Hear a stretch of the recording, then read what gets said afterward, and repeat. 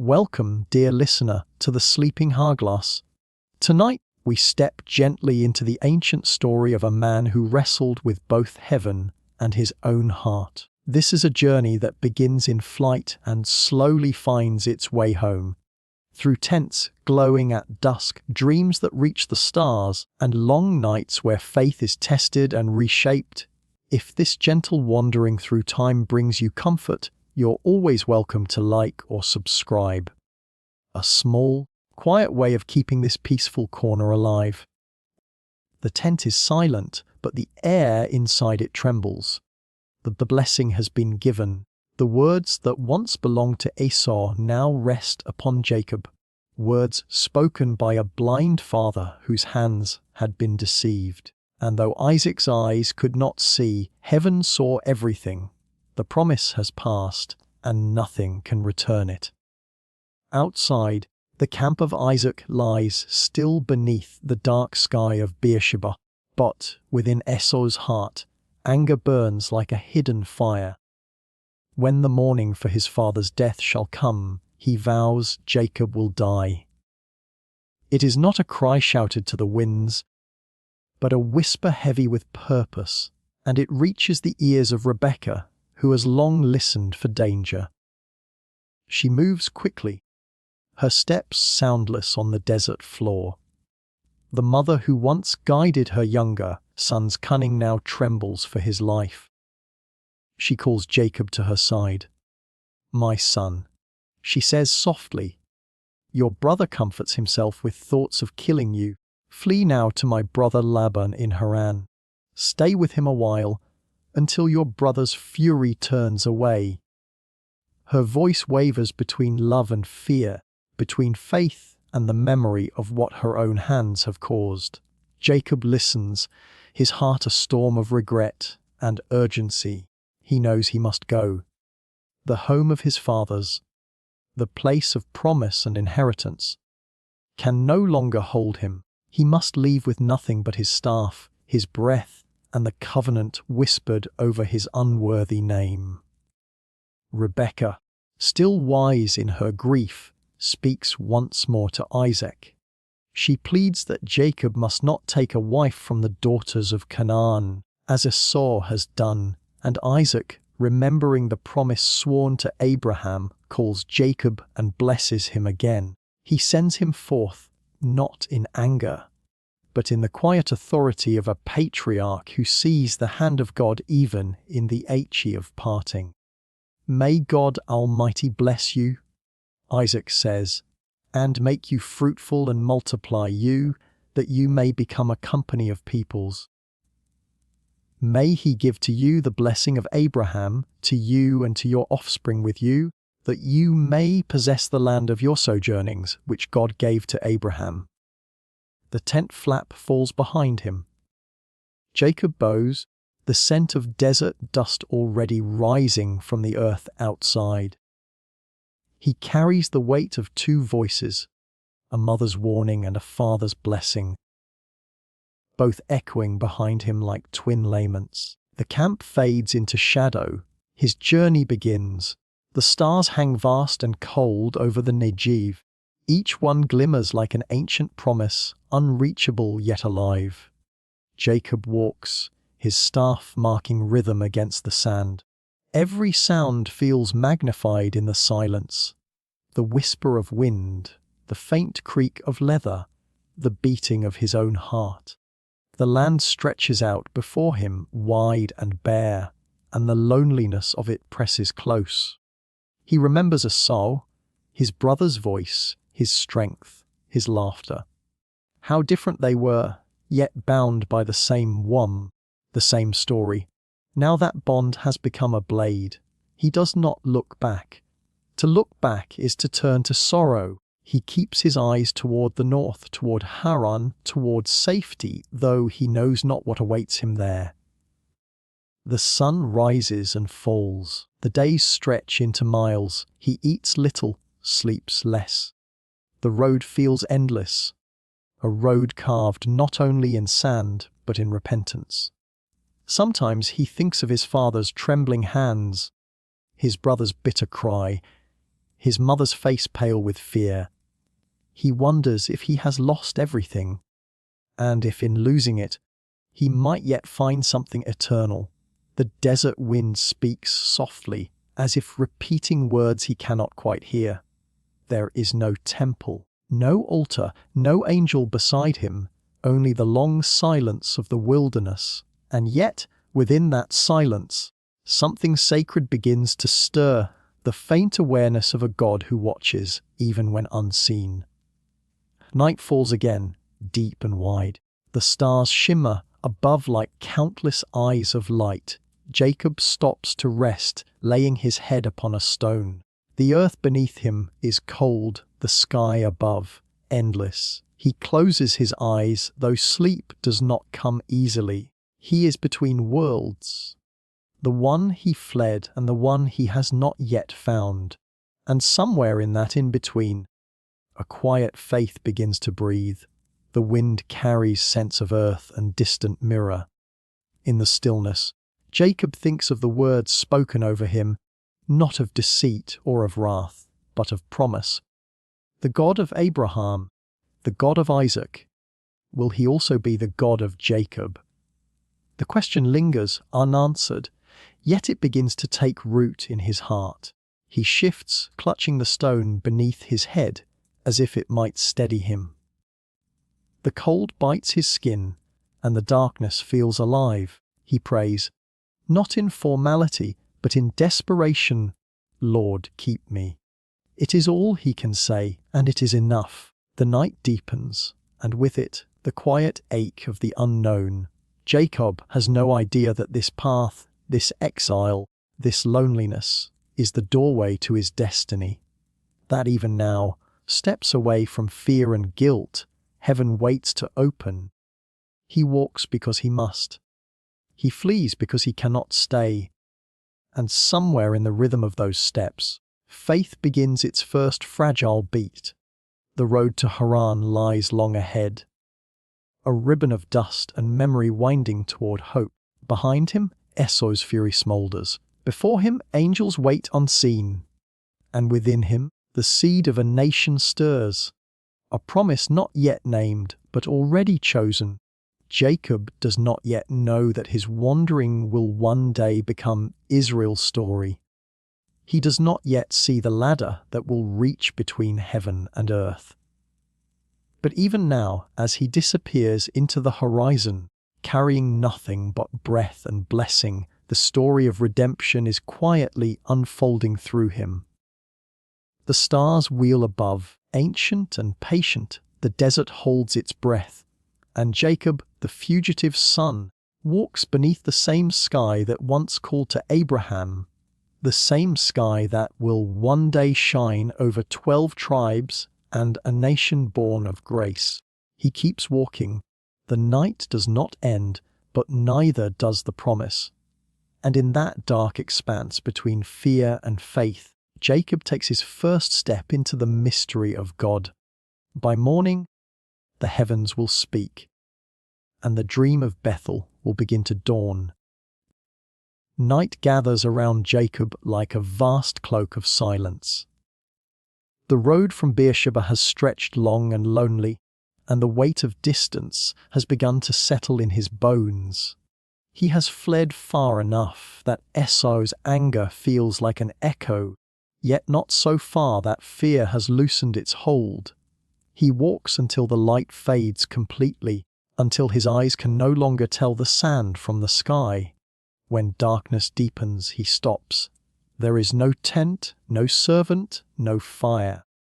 Only the open plain, stones scattered like forgotten memories, and the hum of night creatures hidden in the brush. He gathers one stone, smooth and cold, and places it beneath his head. The earth is his bed, heaven, his roof. He lies down. For the first time since leaving his father's house, the fugitive allows sleep to find him. It comes slowly, like mercy after turmoil. The stars shimmer above him, countless and silent. The same stars once shown to Abraham when God spoke of descendants beyond number. Jacob's breathing steadies, and as the border between waking and dream dissolves, heaven opens. He sees it. A ladder stands upon the earth, its top reaching into the brilliance of the unseen. Upon it move angels, countless and radiant, ascending and descending in ceaseless rhythm. They move not in haste, but in harmony, as though heaven itself breathes through their going and coming. The earth below is still, the sky above burns with presence. And then, a voice, "I am the Lord, the God of Abraham your father, and the God of Isaac. The land on which you lie I will give to you, and to your offspring. Your offspring shall be like the dust of the earth, and you shall spread abroad to the west, and to the east, and to the north, and to the south. And in you and your offspring shall all the families of the earth be blessed. Behold, I am with you and will keep you wherever you go, and will bring you back to this land. For I will not leave you until I have done what I have promised you." The words fall like water into the dry soil of Jacob's heart. This is not the voice of Isaac, nor the urging of Rebekah. It is not the echo of guilt or the whisper of fear. It is God himself, speaking not through inheritance, but through encounter. The same voice that called Abraham from Ur now finds Jacob in his flight beneath the open sky. In the dream, Jacob trembles. He is small beneath the vastness of it all, a man lying in dust, hearing eternity speak. Every word carves itself into him like light upon stone. The ladder gleams still, its steps alive with movement, the unseen traffic between heaven and earth continuing without end. Jacob understands, not fully, but enough. He too is part of that connection, that covenant, that passage between divine promise and human frailty. The vision fades with the coming of dawn. The sky begins to pale, the stars retreat one by one. Jacob wakes, his body stiff and cold, his heart alive with awe. The stone beneath his head feels different now. Not a comfort, but a witness. He sits up, the early light painting the horizon in gold and rose. The place feels charged, alive, as though it still hums with the footsteps of angels. How awesome is this place? He whispers, his voice breaking in reverence. This is none other than the house of God, and this is the gate of heaven. He rises, steadying himself. His eyes wander to the stone that had cradled his head, ordinary, yet chosen. He lifts it and sets it upright, as though marking holy ground. Then he pours oil upon it, the act simple yet eternal. The scent drifts into the morning air. He names the place Bethel, the house of God. The sun climbs higher, spilling light across the plain. Jacob stands before the stone, still trembling from what he has seen. A vow forms on his lips, shaped by both awe and need. If God will be with me, and will keep me in this way that I go, and will give me bread to eat and clothing to wear, so that I come again to my father's house in peace, then the Lord shall be my God. And this stone, which I have set up for a pillar, shall be God's house. And of all that you give me, I will surely give a tenth to you. The words hang in the still air, a vow between exile and return, between the fugitive and the divine. Jacob has no altar yet, no temple, no priesthood. But here, in the open wilderness, the covenant has come alive again. Abraham had built altars in his journeys, Isaac had dug wells in faith. Now Jacob, alone and uncertain, has found a vision that binds heaven to earth. He remains there for a moment longer, feeling the weight of promise settle gently upon him. He is still a wanderer, still far from home, still shadowed by his brother's anger. But something within him has changed. He knows now that he is not merely fleeing, he is being led. The wind stirs through the grass, carrying the scent of oil and stone. It is as if the earth itself remembers the words of the dream. Jacob turns northward again, toward Haran, his steps lighter, his spirit steadier. The road remains long, but it no longer feels empty. Every horizon now glows faintly with the memory of that ladder. Every stone now seems capable of singing. He walks on, staff in hand, the echo of God's voice moving with him. He does not yet know that the promise spoken at Bethel will one day shape 12 tribes and an entire nation. He only knows that heaven has seen him, spoken to him, claimed him. The God of Abraham and Isaac is now the God of Jacob. Bethel fades into the distance, a sacred mark upon the landscape of his soul. He will remember it. In joy, in sorrow, in old age. It will become his compass, his quiet proof that God walks the roads of men. The sun stands high now, spilling light on the stones behind him. Jacob looks once more over his shoulder, not in regret, but in remembrance.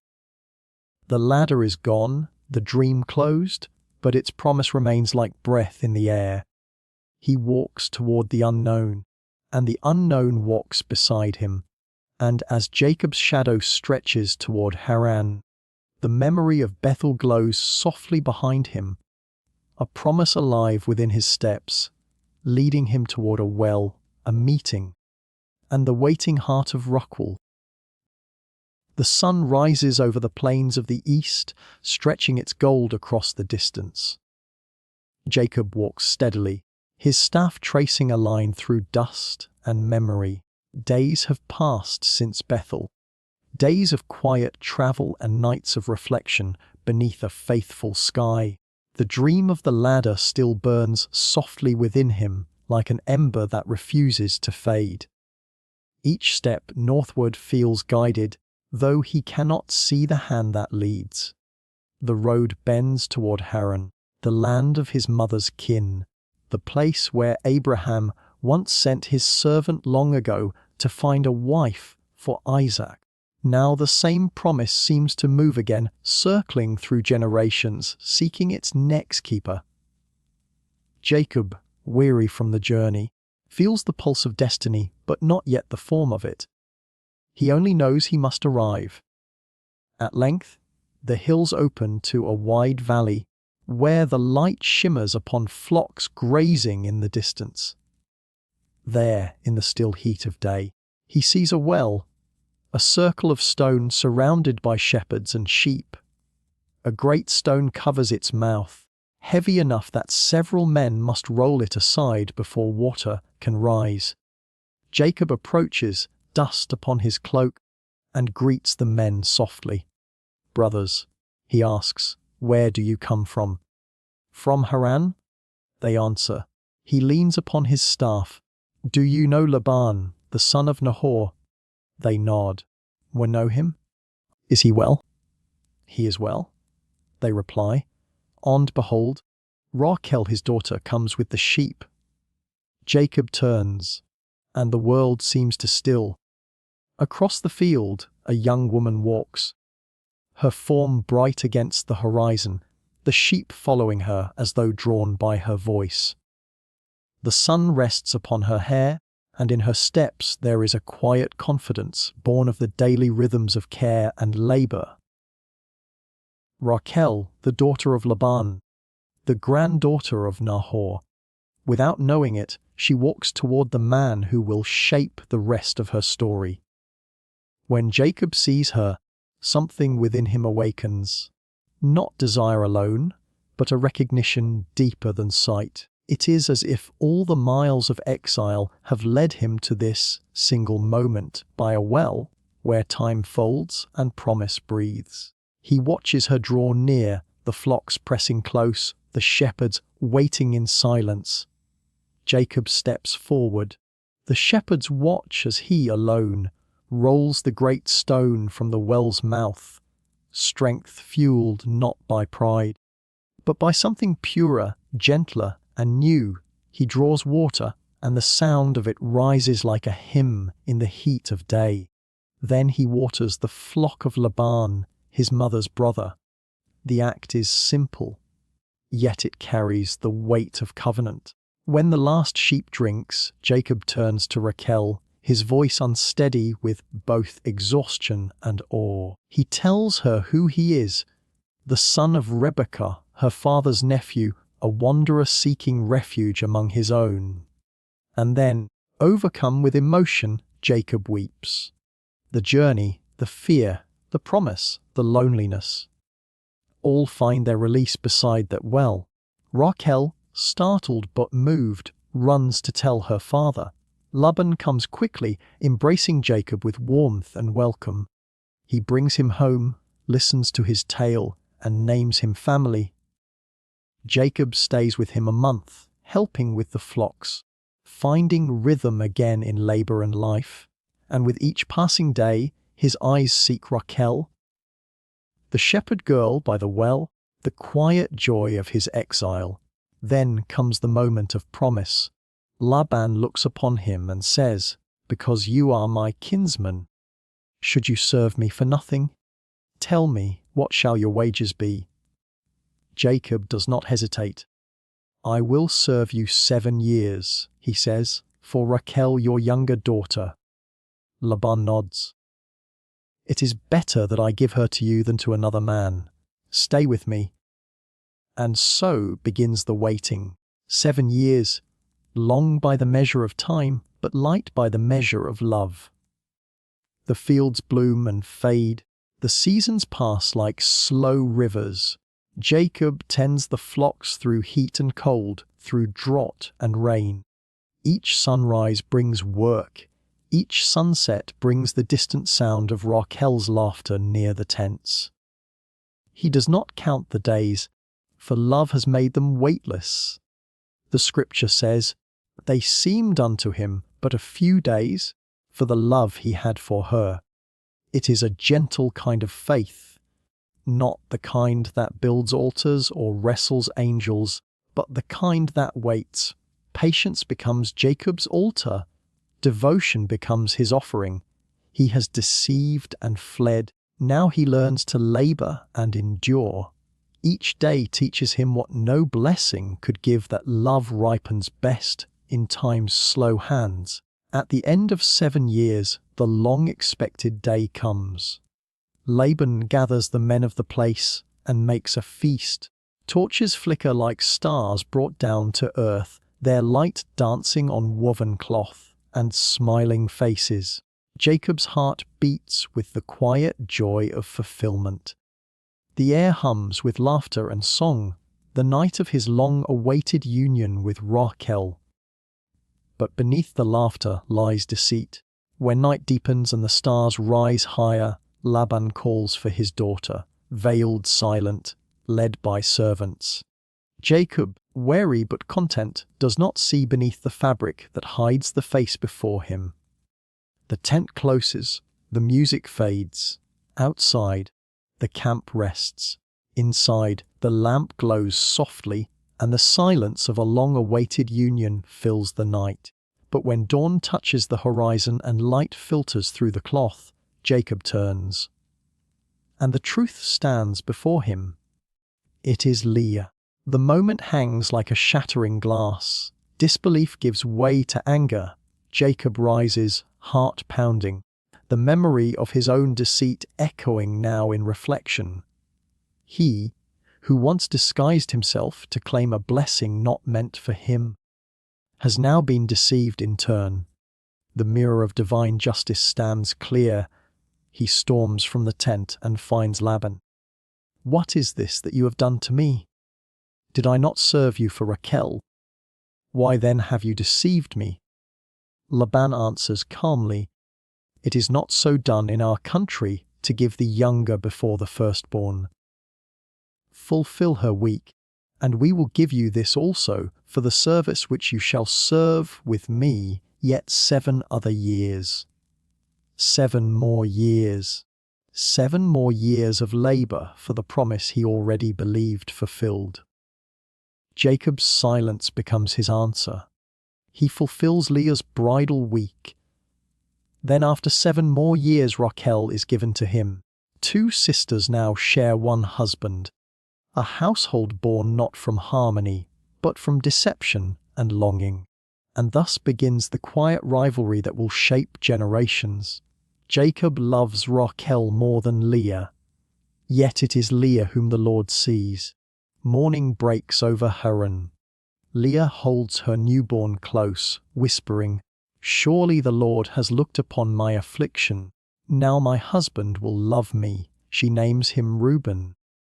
Then Simeon, "Because the Lord has heard that I am unloved." Then Levi, "Now will my husband be joined to me." And finally Judah, "Now I will praise the Lord."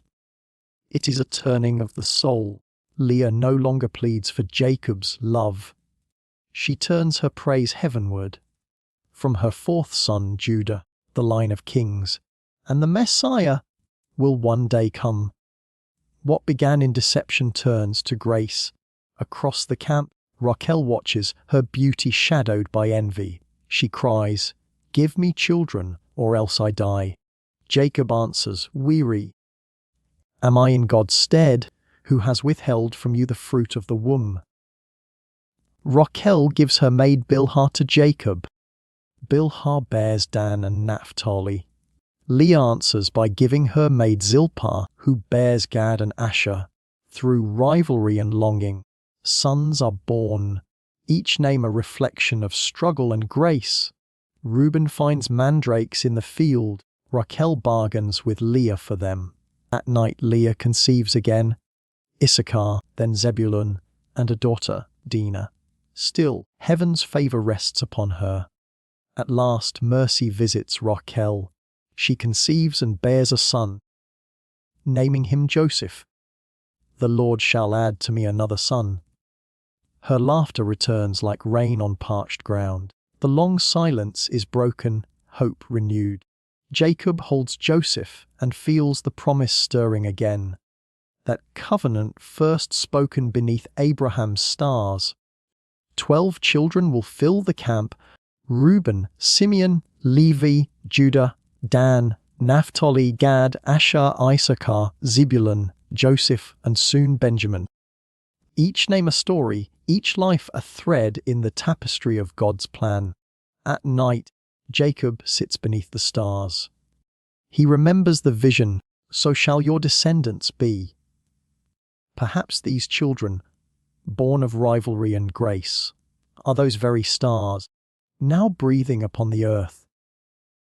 Heaven's promises are rarely tidy.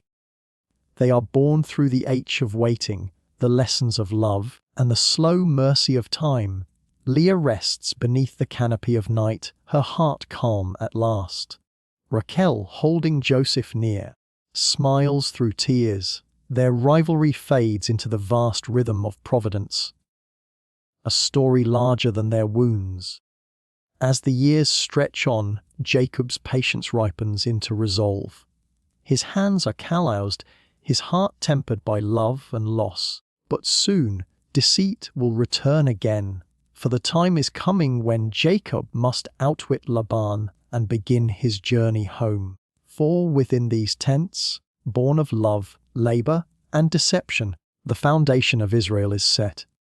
The 12 sons, seeds of promise and pain alike, are the beginning of a nation, and through them God's covenant breeze.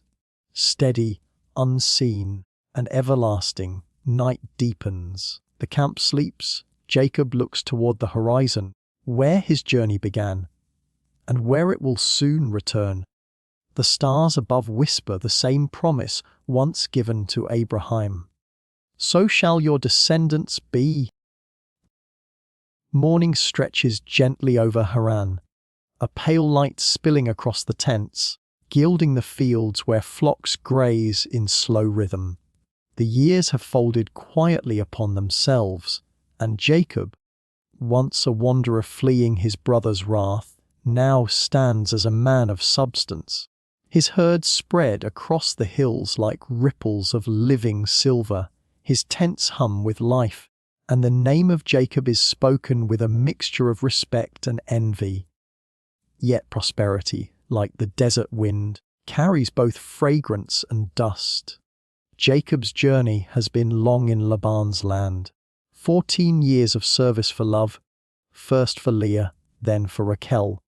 Now, years more have passed, and the household has grown not only in sons and daughters, but in wealth that cannot be hidden. The God who appeared to him at Bethel, who promised to keep and bless him, has not forgotten. The story of his increase begins. As many blessings do in struggle, Jacob looks upon Laban's herds, strong, spotted, and unnumbered, and feels the weight of years given freely. "Send me away," he says one day, "that I may go to my own place and to my country. Give me my wives and my children, for whom I have served you, and let me go." Laban's smile hides calculation. "I have learned by experience," he says softly, "that the Lord has blessed me for your sake." So he pleads that Jacob stay, naming his wages. But Jacob, wary of another man's terms, offers a strange bargain. One only heaven could turn to favor. "I will pass through all your flocks today," he says, removing every speckled and spotted sheep, every dark-colored lamb, "and such shall be my hire." Laban agrees quickly, his heart cunning. That very day, he hides the spotted sheep and goats far away, hoping to turn Jacob's share into nothing. But Jacob, taught by the same God who painted dreams upon his nights, watches, and waits. By the watering troughs, he lays rods of green poplar and almond before the flocks, a strange and quiet act of faith. Season after season, the strong conceive among the rods, and the young are born speckled and streaked. Jacob's portion. The herds multiply beyond count, the flocks of Jacob strong and fat, while Laban's grow thin. In this there is mystery, not of rods or chance, but of divine favor unfolding unseen. Laban's sons whisper in secret, their voices bitter as unripe fruit. Jacob has taken away all that was our father's, and from what was our father's, he has gotten all this wealth. Their eyes turn cold when he passes, their words sharpened with resentment. And Jacob, sensing the change, grows uneasy. Prosperity, once a blessing, now feels like a burden carried under watchful eyes. Then one night, as stars bloom over the fields, the Lord speaks again, not in thunder, but in remembrance. "Return to the land of your fathers and to your kindred, and I will be with you." The words fall like dew, gentle, certain, irreversible. So Jacob calls for Rachel and Leah to meet him in the field where the flocks graze. Far from the tents, far from Laban's watchful eyes, the air smells of wool and grass. A stillness hangs, broken only by the rustle of sheep moving like clouds across the pasture. Jacob speaks, his voice low, weary but resolute. "I see your father's countenance, that it is not toward me as before. But the God of my father has been with me." He recounts the dreams, the spotted and speckled flocks, the angel who spoke in the night, the divine arithmetic that turned deception into abundance. Raquel and Leah listen in silence, two women who have known both rivalry and reconciliation under the same tent. Their eyes, once divided, now meet in shared understanding. They answer with one voice, soft but steady. "Whatever God has said unto you, do." It is decided in that quiet field, a decision not made in haste, but in the slow ripening of obedience. That night, the camp stirs. The wives gather the children. Servants pack the tents, tie the bundles, and drive the herds. The air trembles with the hush of secrecy, the kind that breathes just before flight. Before dawn's first light, they depart. The sky still holds the chill of night, and the stars fade reluctantly over Haran's hills. Jacob leads his family across the plain, each footstep heavy with memory. 20 years of labor, trickery, love, and divine endurance. Behind him trail camels laden with goods, flocks spreading like a river of life through the dim landscape. It is not one man leaving now. It is a people beginning to form, a promise taking shape beneath desert stars. But not all goodbyes are silent. When word reaches Laban that Jacob has fled, his face hardens like stone. His household erupts in confusion. The gods of his house, the teraphim, are gone. His daughters, his grandchildren, his wealth, vanished with the shepherd he once deceived. Laban mounts his camels. His men follow, their silhouettes rising in the shimmer of the plains. For 7 days, he pursues. The desert becomes a theater of pursuit, dust clouds and distance, tension and time. On the 7th night, when the chase draws near, God visits Laban in a dream. "Take heed," the voice warns, "that thou speak not to Jacob either good or bad." The next morning, Laban's anger burns beneath restraint, like coals beneath ash. He arrives at Jacob's camp in the hill country of Gilead. Jacob's tents stand still under the sun. Children cling to their mothers. Flocks graze uneasily, sensing the tremor of confrontation. Laban rides forward, his garments stirring dust. "What hast thou done?" he cries, "that thou hast stolen away unawares to me, and carried away my daughters as captives taken with the sword? Why didst thou flee secretly, and not tell me, that I might have sent thee away with mirth, and with songs, with tabret, and with harp?" The words ring hollow, songs for a farewell he would never have allowed. Jacob's eyes harden. "Because I was afraid," he says, "for I said, peradventure thou wildest take by force thy daughters from me." Then comes the accusation, the missing idols. "Wherefore hast thou stolen my gods?" The question slices the air like a blade. Jacob, unaware of Raquel's hidden theft, swears his innocence. "With whomsoever thou findest thy gods, let him not live." The search begins. Men move through tents, overturning blankets, untying sacks. Dust rises, hearts quicken. Raquel, cunning and calm, sits upon the camel's saddle beneath which the idols are hidden. When her father enters, she pleads softly, "Let it not displease my lord that I cannot rise up before thee, for the custom of women is upon me." Laban, bound by propriety, withdraws. The search ends. The idols remain lost, not only in possession, but in meaning. Jacob's patience shatters. 20 years of silent endurance pour out in words that have waited too long. "These 20 years have I been with thee. Thy ewes and thy she-goats have not cast their young, and the rams of thy flock have I not eaten. That which was torn of beasts I brought not unto thee. I bear the loss of it.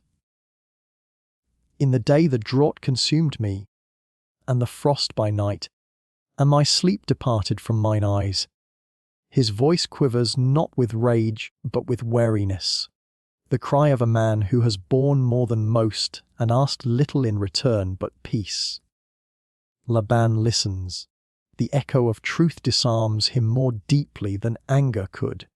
In the stillness that follows, something softens. Not reconciliation, but recognition. The two men stand between the weight of what was and the uncertainty of what will be. "Let us make a covenant," Laban says at last. "You and I." Stones are gathered. A heap rises between them, part altar, part witness. Laban names it Jegar Sahadutha, Jacob calls it Gilead. The heap of witness. They eat together, breaking bread not as family, but as those who have drawn a fragile boundary between peace and parting.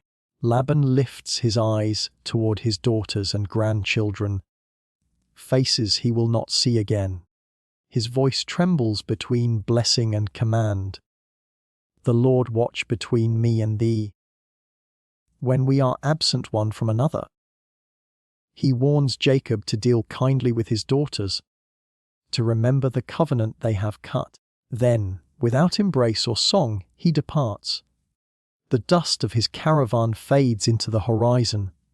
Jacob remains beneath the evening light, surrounded by the hum of his camp. The wind shifts, carrying the scent of home, faint, distant, but real. He looks toward Canaan, where promise once spoke beneath open skies. The covenant stone gleams behind him, a silent witness of what he has survived. The night falls soft, and in its stillness, Jacob feels the ache of departure mingle with the hush of destiny. He is not yet home, but he is no longer lost. Beyond the hills of Gilead, a shadow waits. The memory of a brother, the reckoning of years. As the wind carries Jacob forward, the next chapter of his journey stirs. The meeting with Esau. The hills of Gilead sink behind him, fading like an old dream, and the road stretches forward, homeward, toward a land that has waited in silence. The air is lighter now, washed by the dawn wind. Jacob walks at the front of the caravan, his eyes tracing the horizon. Each step is heavy with memory, but lighter with hope. For the first time in many years, the voice that calls him forward is not Laban's, nor fear's, but God's. And then, quietly, without fanfare, they appear, angels, not as blinding fire, but as light folded into air, presence without form, calm without sound. Jacob halts, breath drawn. The moment is neither dream nor vision, but something between. The veil between heaven and earth feels thin, as if the road itself has become holy. This is God's camp? Jacob whispers, his voice trembling with awe. He names the place Mahanaim, 2 camps, one earthly, one divine, his people on one side, the angels unseen but near on the other. It is a quiet reassurance, a whisper from heaven, you do not walk alone. But peace, like dawn, is fleeting. Word soon reaches him that Esau is coming, not alone, but with 400 men. The sound of those words is enough to steal the warmth from Jacob's blood. The road that moments ago felt sacred now feels narrow and perilous. Fear is a strange teacher. It remembers what faith sometimes forgets. Jacob has not seen Esau since the night he fled. That long-ago moment when deception broke brotherhood and blessing came wrapped in sorrow, he imagines Esau's face aged by years and bitterness. The thought burns in his chest like an old wound reopened. The camp stirs uneasily. Servants glance to Jacob for instruction. Wives clutch their children. The flocks shift restlessly, as if sensing the tension that hums through the air. Jacob does not flee this time, he plans. He divides his camp in 2, one to the left, one to the right. A practical act, but also a symbolic one. If Esau comes to one company and smites it, he says softly, then the other which is left shall escape. He has learned caution from his years in exile, and humility too. Prosperity has not hardened him, it has softened him to dependence. When the division is made, he falls to his knees beside the brook. The ground is cool beneath his palms, the stones wet with evening dew. His prayer rises into the dusk, not as a ritual, but as a cry, O God of my father Abraham, and God of my father Isaac, the Lord which said unto me, Return unto thy country and to thy kindred, and I will deal well with thee. I am not worthy of the least of all the mercies, and of all the truth, which thou hast showed unto thy servant. Deliver me, I pray thee, from the hand of my brother, from the hand of Esau, for I fear him. The words are steady, but the heart behind them trembles. This is not the bargaining Jacob who once grasped at blessings. This is a man undone before mercy, a man who knows that promises are not earned by cunning, but held by grace. When the prayer ends, night deepens around him. The camp glows with scattered fires, and the sound of livestock hums like a low song. Jacob rises, resolve settling in his bones. Fear still beats within him, but faith stands beside it. He gathers servants and prepares gifts, herds upon herds, each chosen with care. 200 she-goats and 20 he-goats, 200 ewes and 20 rams, 30 milk camels with their colts, 40 cows and 10 bulls, 20 female donkeys and 10 foals. Each group he arranges into waves, spaced apart like breaths between words. Go on before me, he tells the servants, and when Esau meets you, say, they be thy servant Jacob's. It is a present sent unto my lord Esau, and, behold, he is behind us. Gift after gift, wave after wave. A procession of peace. Jacob knows the heart cannot always be won by words, but sometimes by gestures that speak of surrender. He sends them on, and with each departing herd, the weight in his chest eases just slightly. When at last the camp quiets, Jacob stands alone at the edge of the stream called Jabbok. The moonlight spills across the water like a path made of silver. His reflection trembles, half shadow, half light. A man between guilt and grace, between what he was and what he is becoming. He looks toward the hills where Esau must be, a blur of distance and memory. The night air hums with tension and anticipation. Behind him lie wives and children, the tender fruits of his long exile. Before him lies reconciliation or ruin. He cannot tell which. He turns once more toward heaven. There are no angels visible now, but he feels their nearness, the echo of Mahanaim still in his chest, God's camp beside his own, the divine and the human, walking parallel through fear and faith. In the quiet he whispers the promise again, not as demand, but as remembrance. You said, O Lord, that you would do me good. The wind stirs gently in the acacia trees. A shooting star cuts across the horizon, brief and silent, like a signature written in light. It is not peace Jacob feels yet, but readiness. The kind of calm that comes when a man has given everything into unseen hands. He returns to camp, eyes heavy but heart steady. The children sleep, their faces soft in the glow of embers. Raquel lies still beneath the tense veil, her breathing quiet and deep. Jacob pauses at the entrance, his gaze tracing the outlines of all he loves. For their sake, he will face Esau. For the promise that flows through their veins, he will walk forward. Outside the night deepens. The stream murmurs. Somewhere in the dark, destiny waits, just beyond the crossing. Before the dawn, Jacob will find himself alone, wrestling not with man, but with God. And in that struggle, his name and his heart will be changed forever. The night is heavy upon the camp. Across the dark plain, the tents lie still, shapes against the dim horizon, faint as dreams. The stars tremble above the valley of Jabbok, and the wind sighs through the brush like an old, restless spirit. Jacob sits apart, on the edge of the riverbank.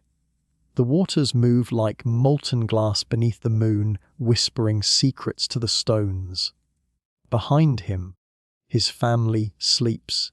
The wives, the children, the flocks that mark the story of his years. Everything he has gained, Everything he has become lies folded in the quiet behind him. But before him, silence and a saw. The news of his brother's approach had struck like thunder in his chest. 400 men ride with him, they said. 400. Jacob's heart had trembled as it once did in youth, when he fled from Esau's wrath with only his staff. Decades have passed since that morning, but guilt travels farther than distance. He has divided the camp in two, sent gifts ahead, bowed to wisdom learned through pain. Yet still, fear walks beside him. Now he kneels in the dirt, hands clasped, eyes lifted to the unseen. "Deliver me," he whispers. "I am unworthy of the least of all your mercies." His voice fades into the river's hum. He remembers Bethel. The stone for a pillow, the ladder of light, the promise that heaven had spoken to a fugitive.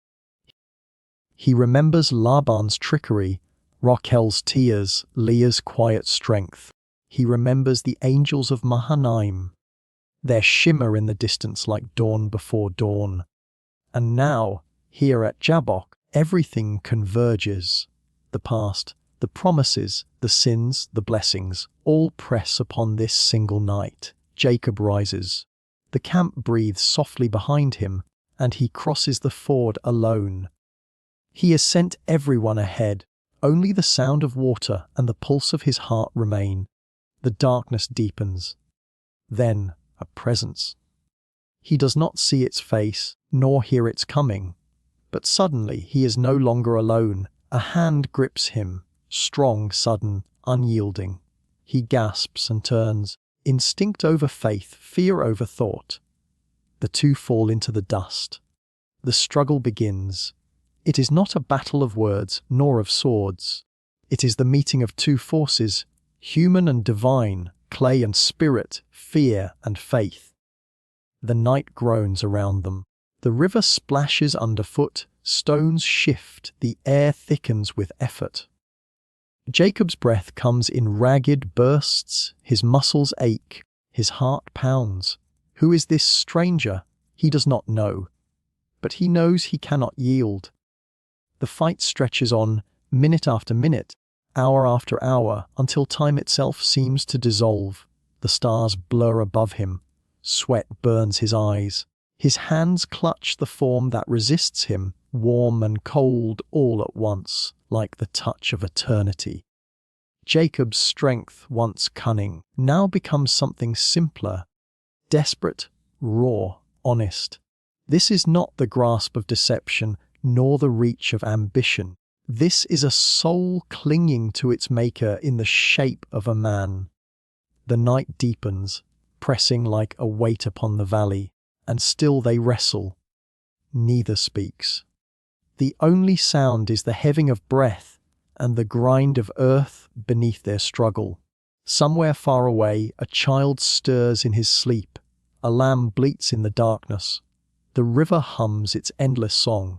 At last, a touch. It is not a strike, but the gentlest contact.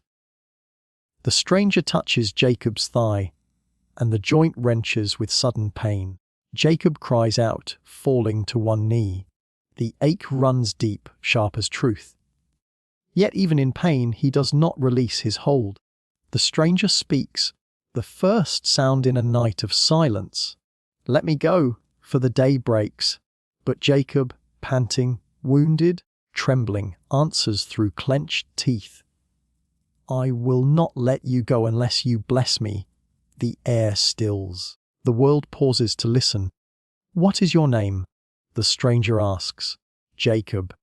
And then, softly, like dawn slipping over mountains, "Your name shall no longer be Jacob, but Israel, for you have wrestled with God and with men and have prevailed." Jacob's hands tremble. The name echoes through him like thunder muffled by mercy. Israel, he who strives with God. He feels the weight of it, not pride, but revelation. This is what his life has always been, a wrestling, with Esau, with Laban, with himself. with heaven's silence and heaven's promises. Now, at last, the struggle has a name. The dawn begins to edge the horizon.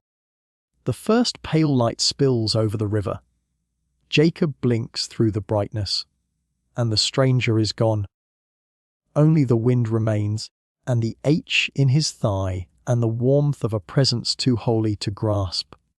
He sinks to the ground, breathless, broken, blessed. He names the place Peniel, the face of God. For, as he says, I have seen God face to face, and yet my life is spared. The sun rises above the hills, gold and soft, touching the stones, the tents, the waters. Jacob stands, but he limps now, each step marked by remembrance. His limp is not weakness, it is testimony. Every falter in his gait tells the story of the night when man and eternity embraced. When he returns to his camp, his children watch in silence. They do not ask why he limps. Perhaps they already sense it, that something sacred has passed through their father. His eyes carry it, that deep, unearthly calm of one who has seen the invisible. He moves among them quietly, speaking little. The fear of Esau still lingers on the wind, yet it feels lighter now, less a threat, more a trial already overcome. For if he has wrestled with God and lived, what can man do to him? The morning ripens. The camp stirs to life. Servants fold the tents, children gather the sheep. Jacob leans on his staff, watching the river glimmer one last time. Behind him lies Peniel, a place of struggle and encounter. Ahead lies Esau, a place of reconciliation or ruin. Yet his heart is different now. The man who left that night is not the one who returns with the sunrise. He no longer walks by fear, but by faith. He no longer grasps, but receives. He no longer runs, but limps, and in that limp is peace. The promise that began with Abraham, that passed through Isaac, now burns in the heart of Israel. Through the wound, the covenant breathes again. The wind carries the scent of dawn, warm and new. The river murmurs farewell. Jacob turns his face toward the hills where Esau will soon appear, and the light deepens around him. Steady, unafraid. He takes one step, then another. Each movement is a prayer, each breath a song of surrender. The limp becomes rhythm, the rhythm becomes grace. He walks toward his brother, he walks toward peace. And as the sun climbs higher, Israel walks on, wounded yet whole, humbled yet blessed. Beyond the next rise waits Esau, and the test of forgiveness, a dawn after the long night. The morning opens with a hush of gold. The valley of Jabbok still glimmers with dew, and the air smells of dust and dawn. Jacob rises slowly, leaning upon his staff. His thigh aches where it was touched, his gait uneven, his step altered forever. Yet the limp feels less like loss and more like memory. A reminder of the one who blessed him through struggle. He stands at the edge of the plain, watching the horizon where his brother waits. Esau. The name stirs something deep, both tender and terrible. It is a name wrapped in years. Years of running, years of guilt, years of silence. The camp stirs behind him. The tents whisper with waking voices. Children gather in the morning chill, and the flocks move in soft waves of wool and sound. His wives prepare for the meeting, adjusting their veils, gathering their sons close. Jacob's heart beats slower than fear, heavier than hope. He looks out at the road ahead, where dust already rises in the distance. Esau is coming. The sun climbs higher. The earth breathes light. Jacob arranges his family, first the handmaids with their children, then Leah and hers, and last Raquel with Joseph, her only son. He walks ahead of them alone. The plain stretches wide and silent. Each step he takes presses faith into the dust. The limp slows him, but he does not hide it. He bows low once, twice, again, 7 times in all, until his forehead nearly touches the ground. The posture is humility made visible, repentance made movement. In the distance, Esau sees him, and something in Esau breaks. There is no sound of anger, no rush of vengeance, only the sound of running. Esau runs toward his brother, the hunter running toward the one who once fled him. Jacob lifts his head, unsure if this is mercy or justice approaching. But when Esau reaches him, he does not strike. He falls upon Jacob's neck. They cling to each other, shaking with the force of old wounds unraveling. Tears come like rain on parched earth. Sudden, cleansing, wordless. The years of separation melt in that embrace. 2 brothers, born in struggle, divided by deceit, now hold each other beneath the brightening sky. The air seems to still around them. Even the flocks pause, even the wind listens. It is forgiveness unspoken but complete, the kind that cannot be reasoned, only received. Jacob weeps into Esau's shoulder, his tears tasting of dust and dawn. The burden of exile loosens its grip. The ache of his wound eases. For a moment, peace feels possible, not as a promise, but as a presence. When their tears fade, Esau looks beyond Jacob and sees the women and children waiting. "Who are these with you?" he asks, voice softened by wonder. "They are the children God has graciously given your servant," Jacob replies. Each word humbles him, each syllable bows. One by one, the women come forward. The handmaids first, then Leah, then Raquel with Joseph in her arms. They bow before Esau, and he nods, his eyes searching their faces with the quiet awe of a man who sees his own story multiplied into generations. Jacob gestures toward the gifts he has sent ahead. Herds of goats, camels, oxen, sheep.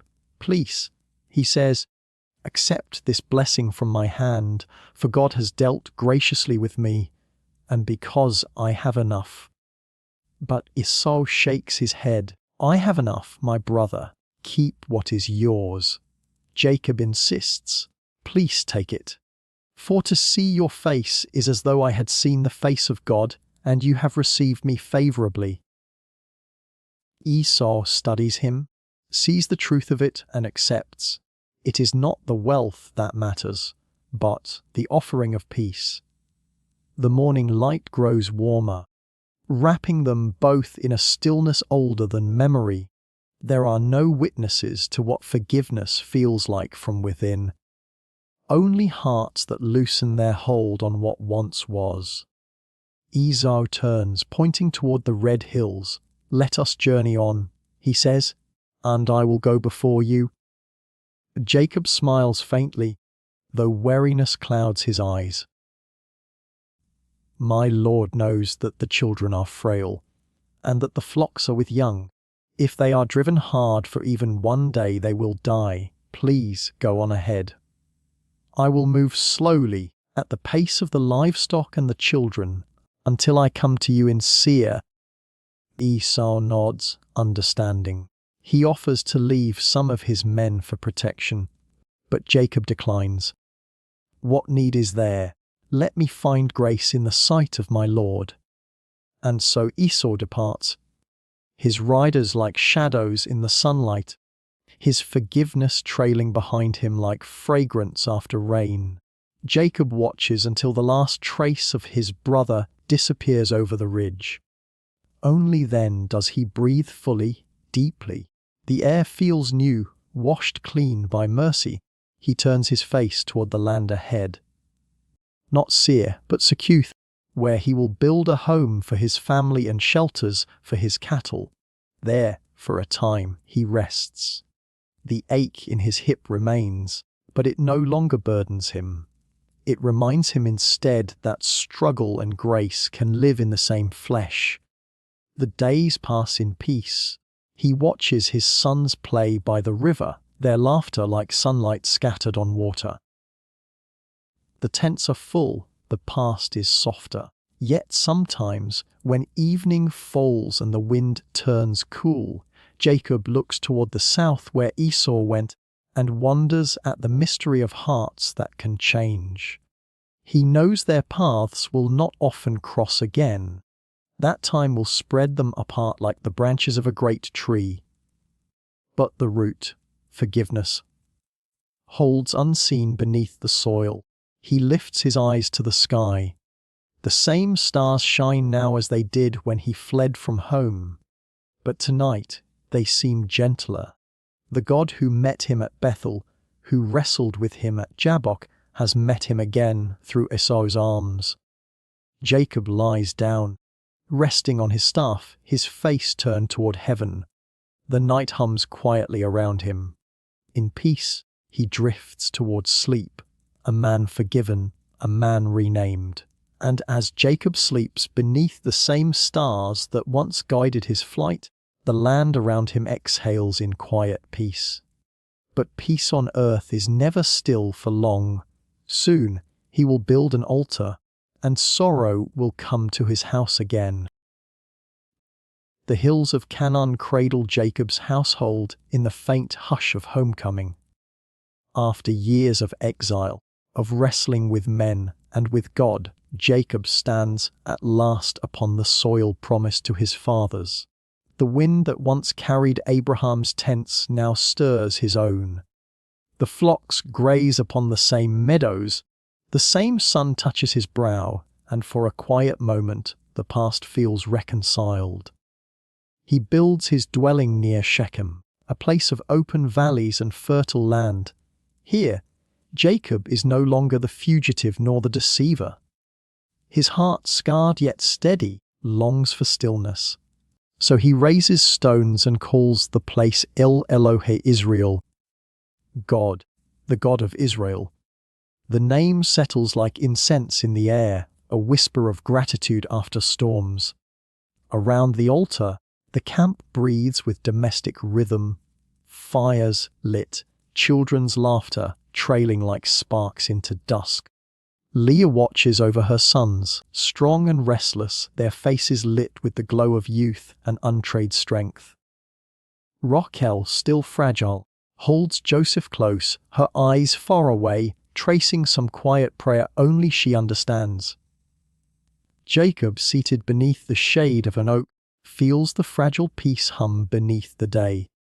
The earth seems to listen, as though all Canaan, with its ancient stones and patient soil, waits to see what this man of two names will do next. For peace, Jacob knows, is never earned without cost, but peace does not linger long in Shechem. Dinah, Leah's daughter, Jacob's only girl, ventures one day into the town to see the daughters of the land. Her steps are light, her curiosity innocent, her spirit drawn by the hum of life beyond the tents. Yet the city that shimmers with promise conceals shadow beneath its gates. There, in the heart of Shechem, the son of Hamor, the prince, sees her, and takes what is not his to take. The story, though old, carries a pain that does not age. Dinah's cry, lost to time, still echoes through history's long corridor. The sound of innocence torn, of trust broken in a foreign land. When word reaches Jacob, silence falls upon the camp. The father sits wordless, staring into the dust, as though trying to comprehend the weight of what has been taken.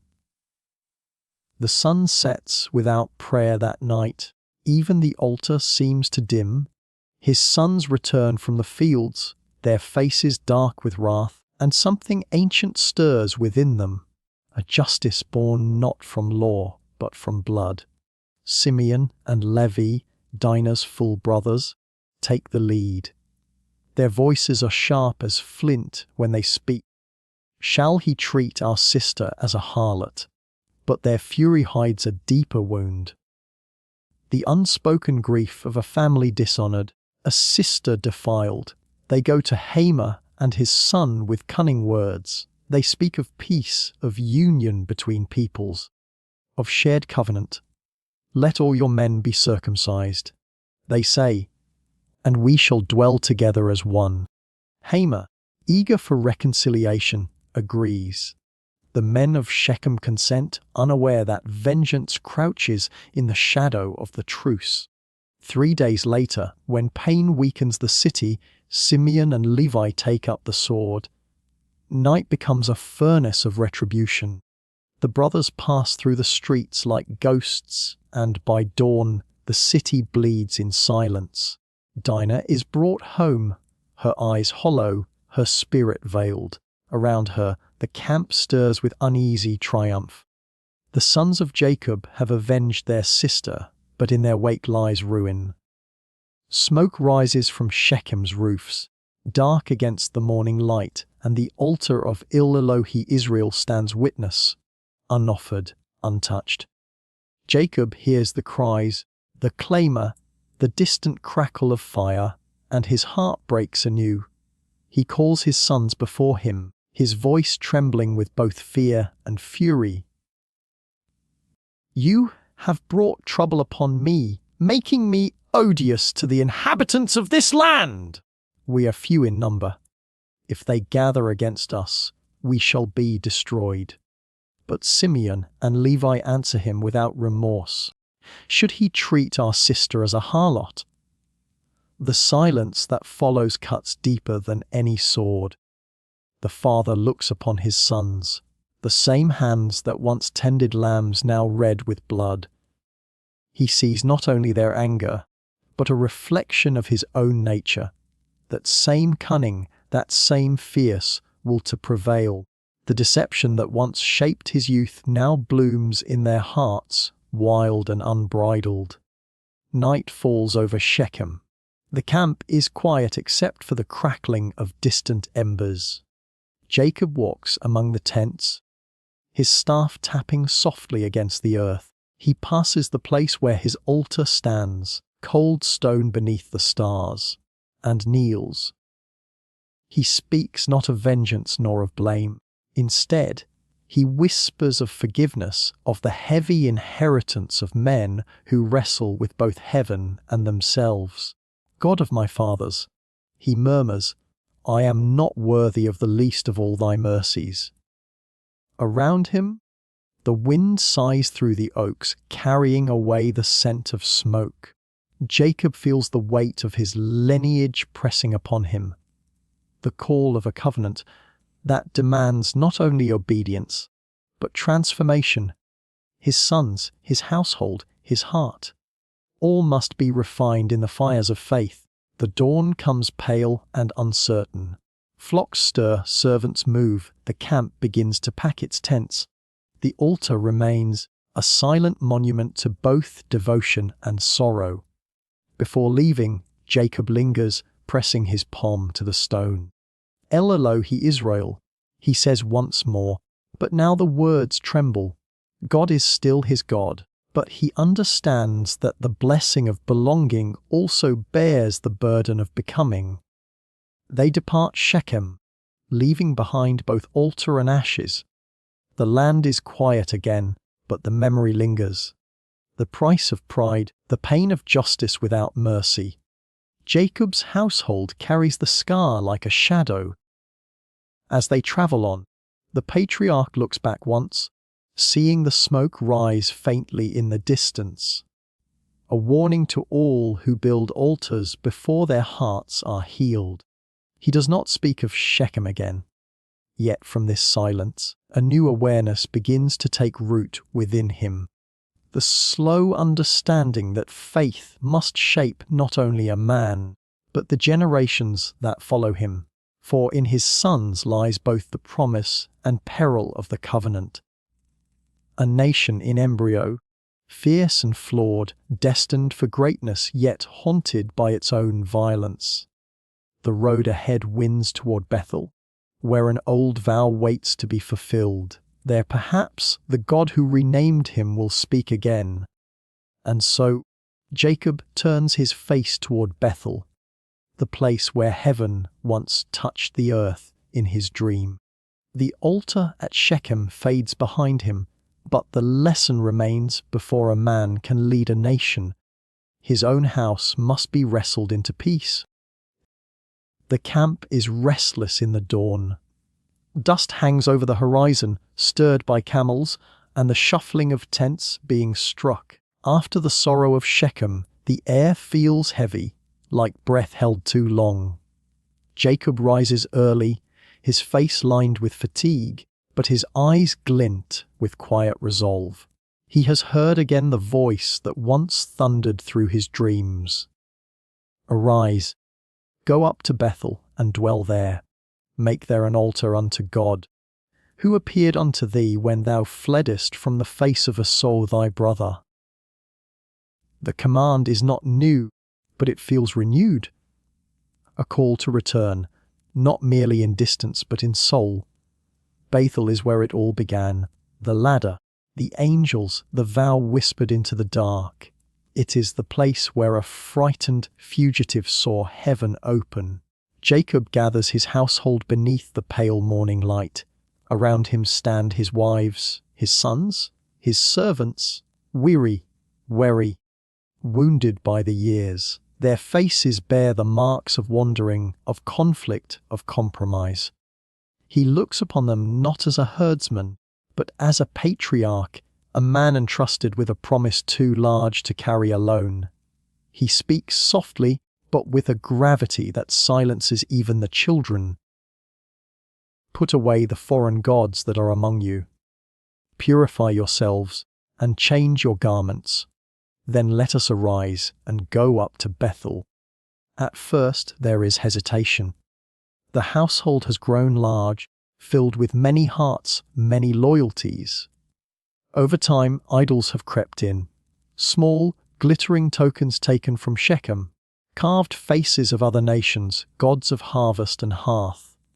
They sit hidden in saddlebags, tucked beneath cloths, clutched in secret hands. But now the patriarch's voice, aged yet steady, breaks the spell of their silence. One by one, they bring them forth, the trinkets, the charms, the silent witnesses of divided devotion. Jacob takes them, saying nothing. Then he walks to a nearby oak, its branches wide as memory, and beneath its roots he buries them all. The false gods, the stolen symbols, the weight of compromise. When he stands again, the earth is smoothed over, and the wind moves through the oak's leaves like a benediction. The idols are gone, entombed beneath the soil of repentance. They bathe, they change garments, they begin the ascent toward Bethel. The path winds through valleys and over stones that remember other feet. Abraham's, Isaac's, his own younger selves. Fear follows them at a distance, for the terror of the neighboring tribes lingers after Shechem's bloodshed. Yet Scripture whispers that the terror of God was upon the cities round about them, and none pursued. Jacob feels it, that invisible shelter, that unseen shield. The journey becomes less a flight and more a pilgrimage. Each step is a return, each breath a prayer unspoken. By evening, the hills of Bethel rise before them. The place is unchanged, the same silent ridge where once he lay with a stone for a pillow. The same sky, eternal and watchful. The same wind that once carried angels' wings. He stops, removes his sandals, and lets his feet touch the cool earth. The past rushes back. The night he fled from Esau, the dream of a ladder reaching into heaven, the voice that promised, I am with thee, and will keep thee in all places whither thou goest. He was young then, trembling, uncertain, alone. Now he is older, heavier with life, but in his heart something childlike stirs again. He sets to work. With his sons, he gathers stones, not for defense, but for remembrance. They pile them, one upon another, until an altar rises from the soil, rough but resolute, Around it, the evening light drapes the hills in gold. When it is finished, Jacob stands before it in silence. He names the place El Bethel, the God of the house of God. Not merely Bethel, the place, but Il Bethel, the presence within the place. For now he understands what he did not before. It was not the ladder, nor the angels, nor the dream that made this ground holy. It was the God who met him there. He offers sacrifice, and the smoke curls upward like the years themselves. All the struggles, the deceptions, the long nights of wrestling, every trial finds its place in the rising fragrance of surrender. As twilight settles, the camp quiets. The children sleep, the flocks rest. Jacob sits alone by the altar, tracing the patterns of stars above. Somewhere in the distance, he thinks he hears again the whisper of that first night. I will not leave thee. And God does not. The voice comes again, not in thunder, but in the hush of presence. Thy name is Jacob. Thy name shall not be called any more Jacob, but Israel shall be thy name. The words renew what was spoken at Jabbok's river. This time they are not earned through struggle, but given through grace. God repeats the covenant, the promise of fruitfulness, of nations, of kings descending from his line. And once more, Jacob feels that mixture of awe and ache. For promises of God are never light things. They bear the weight of eternity. He anoints the stone pillar with oil, letting it glisten in the moonlight. The fragrance mingles with the smoke of the altar, and the place seems to breathe. The circle has closed. The fugitive who once dreamed of heaven here now stands as the patriarch of a people yet unborn. But even in holy places, sorrow walks nearby. Before long, the journey continues southward. As they leave Bethel, grief shadows their path. Deborah, Rebekah's nurse, dies, and Jacob buries her beneath an oak. He names the tree Allon Bakuth, the oak of weeping. The land receives another name, another memory, another tear sown into its soil. Jacob's heart is heavy, yet steadied. For in every burial there is also planting. From every ending, a root of promise takes hold. He knows that to walk with God is to live within both blessing and loss, and to let both be holy. When the camp finally disappears beyond Bethel's hills, the altar remains. Stones gleaming faintly in the last light, a witness between heaven and earth. The God of Bethel has not changed, but Jacob has. He walks onward with a slower step, no longer the man who fled from fear, but one who moves beneath the weight of covenant.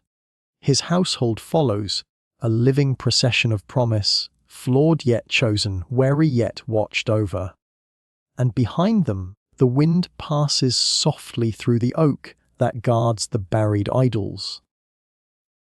A whisper to the generations that will come that before a people can dwell in the house of God, they must first leave behind all other gods. And so the journey turns once more toward the south, toward Ephrath, where life and death will meet again. The altar at Bethel glows behind them like a remembered dream, and Jacob walks forward into the tender ache of what awaits.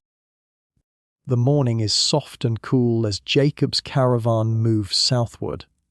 Dust drifts through the air, veiling the path toward Ephrath, Bethlehem. The herds murmur, children chatter, and the rhythmic clatter of hooves folds into the wind. Jacob walks among them quietly, his hair silvered now, his face weathered by distance and memory. Behind him lie years of wrestling, with God, with men, with himself. Before him lies home, and the ache of the promise still unfolding. Raquel rides close to him, veiled but radiant. The sun glints on the curve of her bracelets. She is heavy with child, the one who will complete the number of Jacob's sons. Her laughter still has music in it, though breath comes with effort. The road is long, but her spirit is light. Soon, she whispers, smiling faintly, soon I shall hold him. The air grows thinner as they climb. Stones roll beneath the camel's feet. Servants speak in low tones. Leah walks silently a little behind, her children gathered near. The two women, one loved first, one steadfast always, move together through the same landscape of time. They have come far from Bethel, where Jacob built an altar once more, naming it El Bethel, the God of the house of God. There, the covenant had been renewed. There, promises were spoken again over the patriarch's life. Yet promise, Jacob knows now, is no shield against sorrow. The sun tilts westward. The caravan slows. Raquel's breathing becomes uneven. She leans forward, pressing her hand to her side. The women gather quickly. Jacob's heart stirs with a familiar fear. The same helplessness he felt on the mountain when his father Isaac grew frail. The same ache he carried when he buried Deborah under the oak of weeping. They make camp near the road. The tent is raised in haste, linen flapping against the wind. Inside, shadows tremble. Raquel's cries begin, deep, ragged. The cry of a woman bringing forth life while standing at the edge of death. The midwife kneels beside her, whispering words of strength. Outside, Jacob paces. He cannot pray in words, only in fragments of breath. His palms are open, his head bowed. The night deepens. Stars scatter like fragments of mercy. Then, at last, a cry, not Raquel's, but the thin wail of a newborn. The midwife steps out, her face caught between sorrow and joy. "Do not fear," she says gently, her voice trembling. "You have a son." Jacob rushes inside. Raquel lies still, pale as moonlight. Her eyes open, searching for him. In her arms she cradles the child, the 12th seed of promise, the last fruit of her longing. Her lips move faintly. "He shall be called Benoni," she whispers, "son of my sorrow." Her hand trembles as she touches his cheek.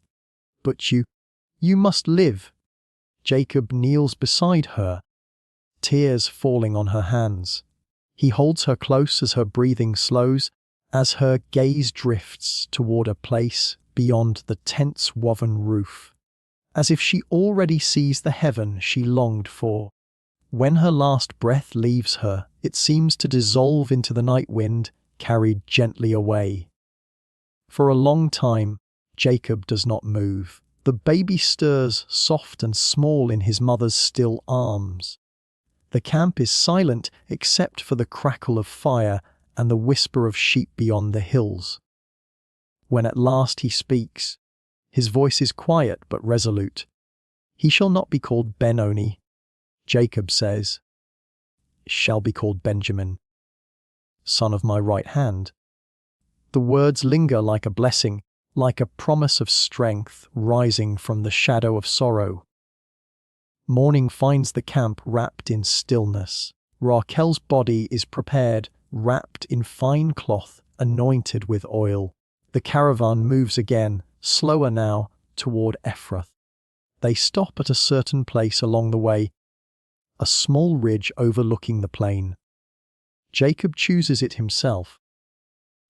There he digs the earth with his own hands, the same hands that once grasped his brother's heel, that wrestled through the night at Jabbok, that built altars in the wilderness. He lays Raquel to rest beneath the open sky. Around him, sons and servants stand silent.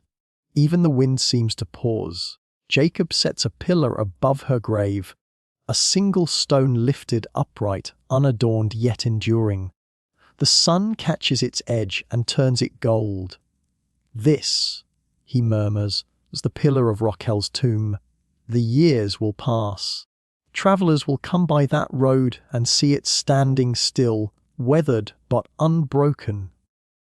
And they will remember, not just a woman, but a love that walked the road of covenant and loss. Jacob remains a long while beside the grave. His thoughts wander through time, to the well at Haran, where her laughter first reached him like the sound of water, to the years of waiting, the long toil for her hand, to the first cry of Joseph, her firstborn, who now dwells far away in Egypt. Every memory glows, fragile and eternal, beneath the veil of grief. He knows this road will lead him onward, to Hebron, to Isaac, to the resting place of the fathers, but a part of his heart will remain here, where Raquel lies. Some loves, he understands now, are not meant to end in life. They live instead in the echo of the promise. He looks upon his sons, Reuben, Simeon, Levi, Judah, and all the rest, and then to the infant in his arms, 12 now. The covenant complete in number, though not yet in fulfillment. Through their lives the seed of Israel will grow, tribes born of struggle, love, and divine purpose. Jacob lifts Benjamin, the son of his right hand, toward the sky. The child's small fingers reach for light, and in that moment, something sacred settles in Jacob's spirit, that the same God who gives and takes, who wounds and heals, who wrestles and blesses, is near, always near. The caravan begins to move again, dust rising in a soft cloud behind them. Raquel's tomb fades into the horizon, yet her name stays close like breath. Leah walks beside Jacob now, her steps steady, her eyes quiet with understanding. Between them walks the lineage of promise, wary, unfinished, but alive. That night, under the stars, Jacob lies awake. The camp sleeps, the sheep murmuring softly in the distance. He looks toward the dark ridge where Raquel rests and whispers into the silence, "The Lord has remembered." His voice trembles, yet peace begins to return, not as a sudden light, but as a slow dawn spreading across the heart. He dreams of Bethel again, of the ladder, the voice, the vow. In the dream, angels still ascend and descend. The covenant still breathes, and somewhere in that quiet space between memory and promise, Jacob senses that his story and Raquel's are threads in something vast and enduring. Through their tears, a nation is being born. Through their love, the earth will be blessed. The road to Ephrath fades behind, but the promise walks on. Grief becomes memory, memory becomes faith. And as Jacob journeys toward his father's tent, the story begins to turn toward home, toward the twilight of Isaac and the quiet closing of an age. The wind moves softly through the camp of Israel. The days since Raquel's death have been heavy, shadowed by sorrow. Jacob travels onward, leading his people across the land once promised to his fathers. Each step feels slower now, each breath marked by the weight of memory. He has buried his beloved by the road to Ephrath. And though he walks among the living, part of him remains beside her stone. The tents rise again in the valley beyond Migdal Eder, near Bethlehem. Children play in the dust. The flocks graze in the morning light, and the women draw water. But beneath the hum of daily life, something quiet stirs, a restlessness, a whisper that will soon wound the heart of Israel. Reuben, Jacob's firstborn, stands apart. He watches his father from a distance. The man once strong, now bowed by grief. Reuben has known both love and neglect, both honor and burden. He is the son of Leah, the wife less loved, and though he was first to enter the world, he has always felt second in his father's eyes. Love has favored Raquel, and through her, Joseph, that young boy with dreams too bright for the desert. And perhaps, in that shadowed place of envy and sorrow, something inside Reuben breaks. The scripture speaks with few words, quiet, solemn, and unembellished. And it came to pass, when Israel dwelt in that land, that Reuben went and lay with Bilhah, his father's concubine. Genesis 35:22, no reason is given, no defense, no detail, only the act, and the silence that follows it.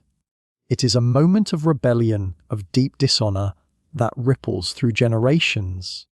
In the tents, whispers begin to spread like smoke, and the heart of Israel grows heavy again. Jacob hears of it. The scripture does not describe his anger nor his words, only that he knew. And in that knowing, something changes between father and son. Reuben's birthright, once sure as dawn, begins to dim like a fading star. Perhaps Jacob remembers his own deceit, how he once betrayed his father's trust for a blessing. Perhaps he feels the bitter symmetry of sin repeating itself through bloodlines. The deceiver has begotten the defiler. And yet, the promise of God still holds steady, unbroken, though men fall. The camp continues its journey. The tents are folded and lifted. The herds move across the plain. Reuben walks among his brothers, silent, marked by shame that no word can undo. His father does not curse him then, not yet. But the wound waits quietly for its appointed time, to be spoken again at the edge of death. The hills of Seir rise red in the light of dawn, rugged, proud, and untamed. The air tastes of iron and sand, the wind sharp as flint against the skin. Here, among cliffs and caverns, Esau's descendants take root. The hunter's blood runs strong in them. Their tents swell into cities, their herds into nations. The man who once sold his birthright for bread has built a kingdom in the desert. Edom, they call it, the land of red earth, echoing both the soil beneath their feet and the colour of Esau's name. The years pass, and his children multiply. Chiefs rise among them: Timon, Omar, Zepho, Kenaz, each a branch in a wild and growing forest of lineage. Their names become banners, their settlements carved into the cliffs, their borders drawn by the edge of strength. Esau's story, though quieter in scripture, does not vanish. It expands, broad and loud, like thunder rolling beyond the horizon. He was never cursed, only set apart. God gave him his portion. Mountains for inheritance, freedom for legacy. His tents are filled with sons and daughters, with warriors and kings. These are the generations of Esau. The record begins, and with those words, history widens its lens. His wives, Ada, Oholibamah, Bosemoth, bear him sons who will lead clans. The names of Edomite chiefs echo across valleys and trade routes. Esau's sons become lords of the land, rulers before Israel has yet raised a single crown, while Jacob dwells in tents, shepherding flocks and living by the slow rhythm of covenant. Esau's people ride through canyons and command the mountains.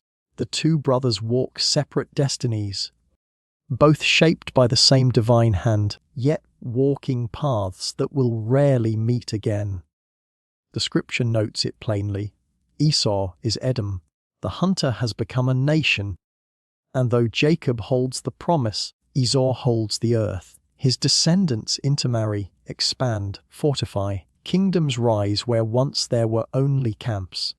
And soon, in the chronicles of time, it will be said, "These were the kings who reigned in Edom before any king reigned in Israel." It is a quiet irony that ripples beneath the surface. The unchosen line crowned first. While Jacob's family moves through sorrow and waiting, Esau's bloodline marches forward with certainty and strength. Yet, even in this contrast, something divine stirs, a pattern too intricate for rivalry.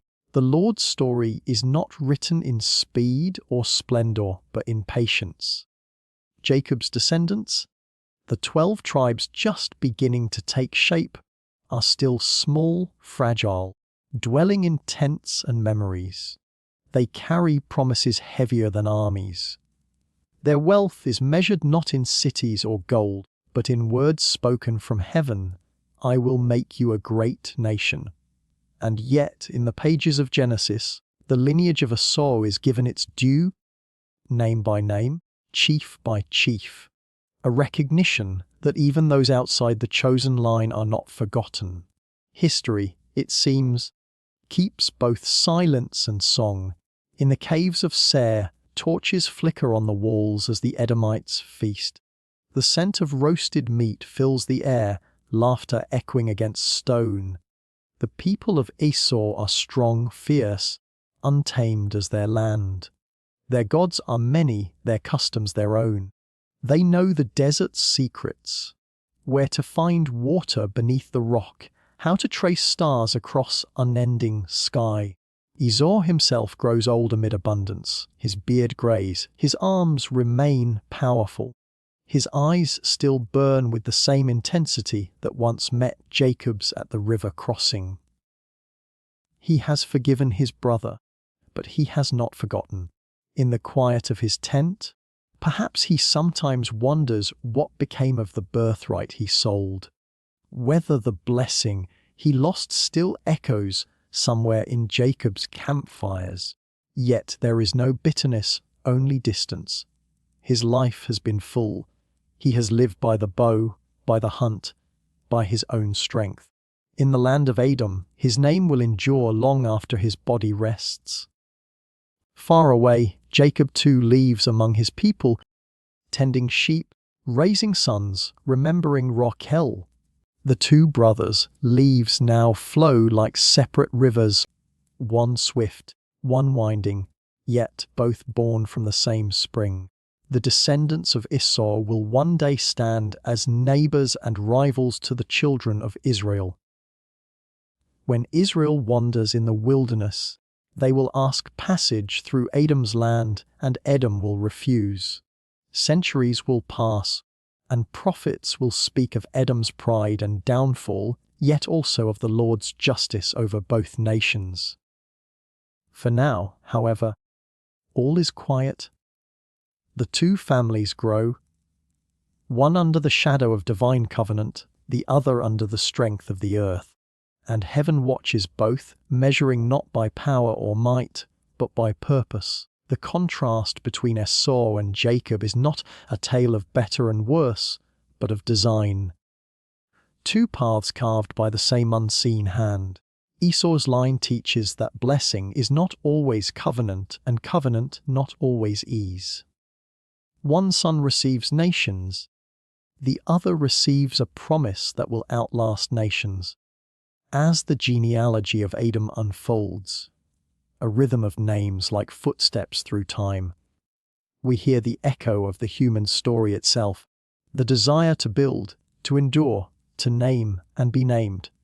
But in the quiet spaces between those names, the promise of Jacob still hums, unseen, unbroken. When the chronicler finishes listing Esau's kings, the scroll feels heavy with lineage. Yet soon, the focus will turn again, away from red mountains and toward tents of promise. Back to Jacob, who still walks by faith, and to the sons who will carry his story toward Egypt, toward famine and fulfillment. The Lord, who sees all generations, lets Esau's chapter close with dignity. His people prosper, his nation endures. But the story, the sacred thread of promise, moves on through the shepherd's tents, through 12 growing tribes, through hearts still learning what it means to trust unseen providence. The desert wind rises again over Edom. The stones gleam crimson beneath the sun. Somewhere beyond those mountains, Jacob's camp glows faintly in the distance, smaller, humbler, but touched by something eternal. The earth belongs to Edom for now, but the promise belongs to heaven. And heaven is patient. Edom's fires fade into the distance, red against the hills. The line of Esau stands tall, a kingdom of men, complete and proud. But far away, beneath quieter stars, Jacob still tends his tents of faith. Soon, the God of Bethel will speak again, and the promise will rest fully upon the one called Israel. The morning light spills softly across the highlands of Canaan, a thin veil of gold resting on the stones. The dew glimmers like a quiet benediction. Jacob stands still for a long while, his staff in hand, watching the breath of dawn rise over the hills where his fathers once walked. His heart feels older now, shaped by loss, tempered by grace. The land around him hums with memory. Raquel is gone. Her pillar stands behind him on the road to Ephrath, a monument carved not of ambition, but of love. Every time the wind sighs through the grass, he feels her nearness. Yet, even in grief, life continues its steady unfolding. His sons grow, his flocks graze across the valleys, and his household moves onward under a sky that has seen everything. And then, the voice returns. It does not thunder or tremble the mountains. It comes like breath upon still water. It is the same voice that spoke to him when he fled his brother, when the stones of Bethel first became a pillow for his dreams. Now it calls again, calm but commanding. Arise, go up to Bethel, and dwell there, make an altar unto God, who appeared to you when you fled from the face of Esau. The words settle into Jacob's soul like a returning tide. Bethel, the house of God, the beginning of his journey, the place of the dream, the ladder, the vow. There are circles in every life that must be completed, promises that call us back to where they first began. Jacob gathers his household. His voice carries the tone of both leader and pilgrim. Put away the strange gods that are among you, he says gently, and be clean and change your garments. We are going up to Bethel. There is movement through the camp. Servants collecting idols, earrings, trinkets, the remnants of foreign worship gathered from Shechem and beyond. Jacob buries them under the oak near Shechem, deep in the earth, where memory and repentance meet. It is a quiet burial, unseen by the world, but seen by God. Then they rise and begin the journey northward. As they travel, a fear falls upon the surrounding cities, a holy dread that keeps danger far from them. No enemy pursues. No hand rises against them. It is as though heaven itself escorts their steps. The path winds through valleys of silence until at last the familiar hill appears, and the stones of Bethel greet them once more. The place has changed, weathered, ancient, but still sacred. Jacob feels his knees weaken as memory returns. The stone for a pillow, the ladder stretching into light, the angels ascending and descending like breath between heaven and earth. How many years have passed since that night? How much has the fugitive become a father, the deceiver become a patriarch? He builds an altar there.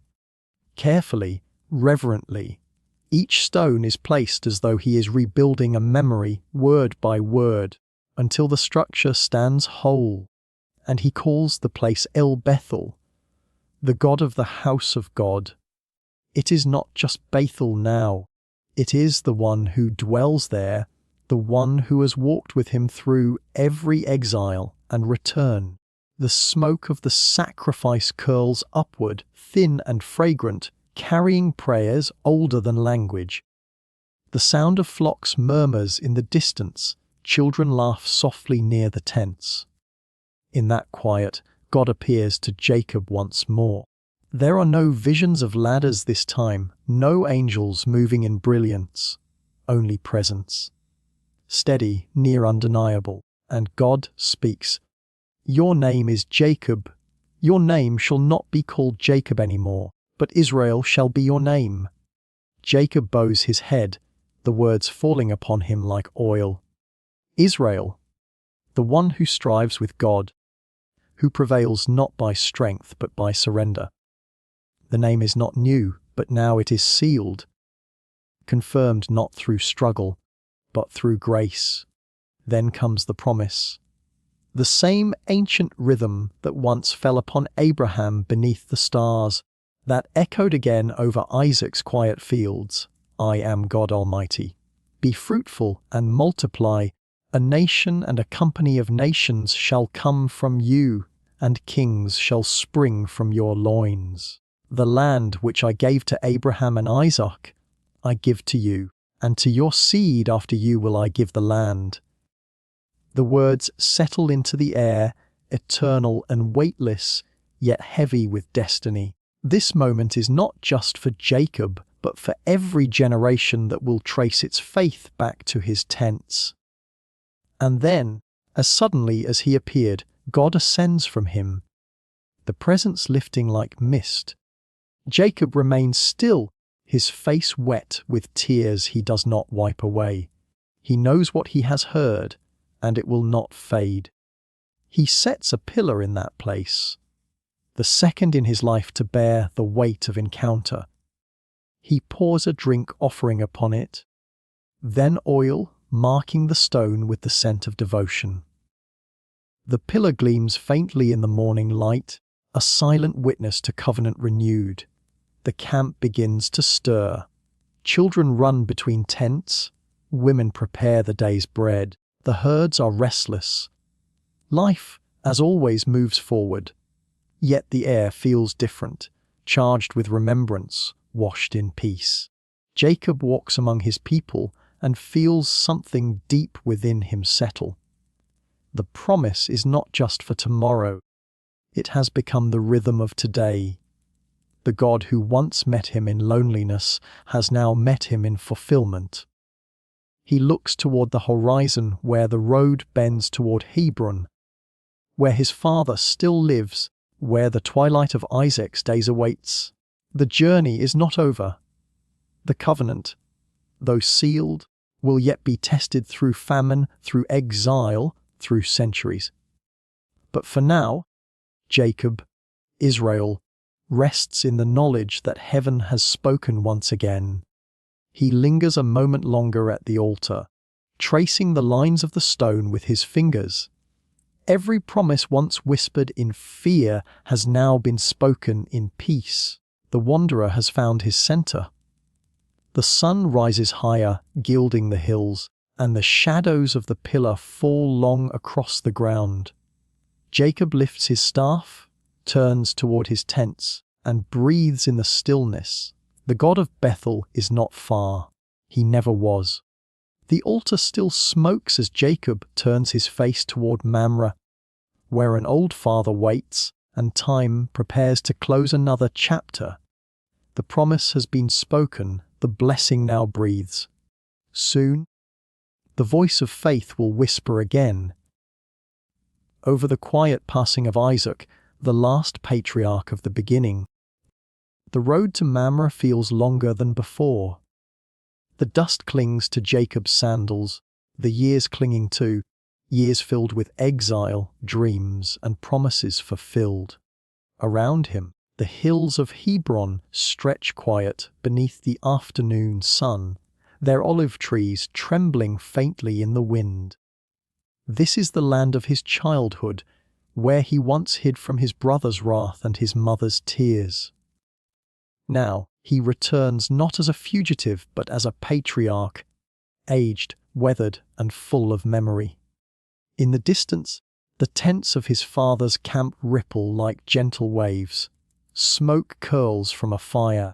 The scent of bread drifts faintly through the air, mingled with the hum of bees. Jacob pauses. He feels the old ache of time pressing softly on his heart. Isaac is still here. The quiet heir of Abraham's promise, the man who once lay bound upon an altar of obedience, now waiting to rest in peace. He walks slowly into the encampment. Servants look up in surprise, their eyes widening as they recognize the face of a long-lost son. Some bow, some whisper his name. Jacob nods to them gently, his steps growing slower as he nears the old man's tent. Inside, the light is dim, a single flame flickering beside the bed. Isaac lies still, his beard white as wool, his skin thin as parchment. His eyes, half closed, seem to see both worlds at once, this one fading, and another opening beyond it. Jacob kneels beside him. For a moment, he says nothing. He only takes his father's hand, and the silence between them becomes holy. The years collapse, all the distance, all the deceit, all the wandering. Isaac's lips move faintly, and though his voice is frail, the words carry a weight that time cannot erode. "My son," he whispers, "you have come home." Or Jacob bows his head. The memory of his youth rises like smoke, the trembling voice of his father blessing him in confusion, the feel of rough goatskin on his arms, the echo of Esau's cry. How strange that mercy can return to the place of guilt. "I am here, Father." Jacob answers softly, "God has been with me." Isaac's eyes open a little wider, a gleam of light returning to their depths. "He was with me too," he murmurs, a faint smile tracing his lips. Through famine, through fear, and now through age, the two men sit in silence, the stillness filled with unspoken peace. Outside, the camp continues its slow rhythm of life. The lowing of cattle, the laughter of children, the soft rustle of palm leaves in the breeze. Time seems to hold its breath. Jacob speaks of his sons, of the 12 who fill his tents and carry his name. He tells of Bethel and the promise renewed, of Raquel's death on the road, of Benjamin's birth, and of the strange comfort that follows loss. Isaac listens, eyes closed, nodding slowly. "God is faithful," the old man says, his voice now little more than air. "He spoke to my father, and to me, and now to you." The line continues, "Not because we are strong, but because he remembers." Jacob leans forward, his forehead resting against his father's hand. He can feel the faint pulse beneath the skin. Steady but fading, like the last ember of a long burning fire. Then a shadow darkens the doorway. Esau stands there, broad, bearded, his presence as quiet as a mountain. Time has softened him too.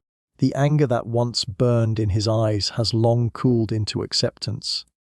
For a moment, the two brothers simply look at each other, not as rivals, but as men shaped by the same story.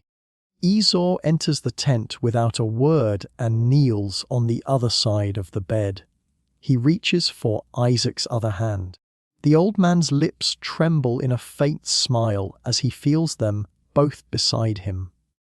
The sons who wrestled in the womb, who divided a blessing, now reunited at his end. "My boys," Isaac breathes. Together again. Jacob meets Esau's gaze. There is no bitterness left, only something gentler. The recognition that both have been wounded and blessed by the same God. In the stillness, forgiveness settles between them like light breaking through clouds. Isaac's breathing slows. His eyes wander upward, as though he sees something the others cannot. And with that, the last breath leaves him. Soft, almost imperceptible, his hand relaxes. The flame beside the bed flickers once, then steadies, as if the spirit it had watched over has simply stepped into another kind of light. Jacob and Esau do not speak for a long while. They remain kneeling, each lost in his own remembrance. Outside, the evening deepens, the sky filling with quiet stars.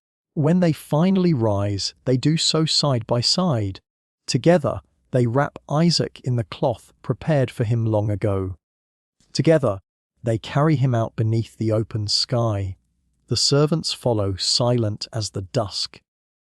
The burial takes place at Machpelah, in the cave Abraham bought, the same ground that holds Sarah and Abraham himself. The two brothers lower their father into the earth, their movements slow and reverent. Jacob feels the soil between his fingers, the weight of legacy pressing gently upon his heart. As they cover the grave, Esau places a single stone upon it. Then Jacob adds another. Soon the mound rises, quiet and simple, a monument of faith, not grandeur. The air grows cool. The moon ascends. Somewhere in the distance, a shepherd's flute plays a slow, mournful tune. Jacob turns to Esau. "We have both seen the promise," he says quietly.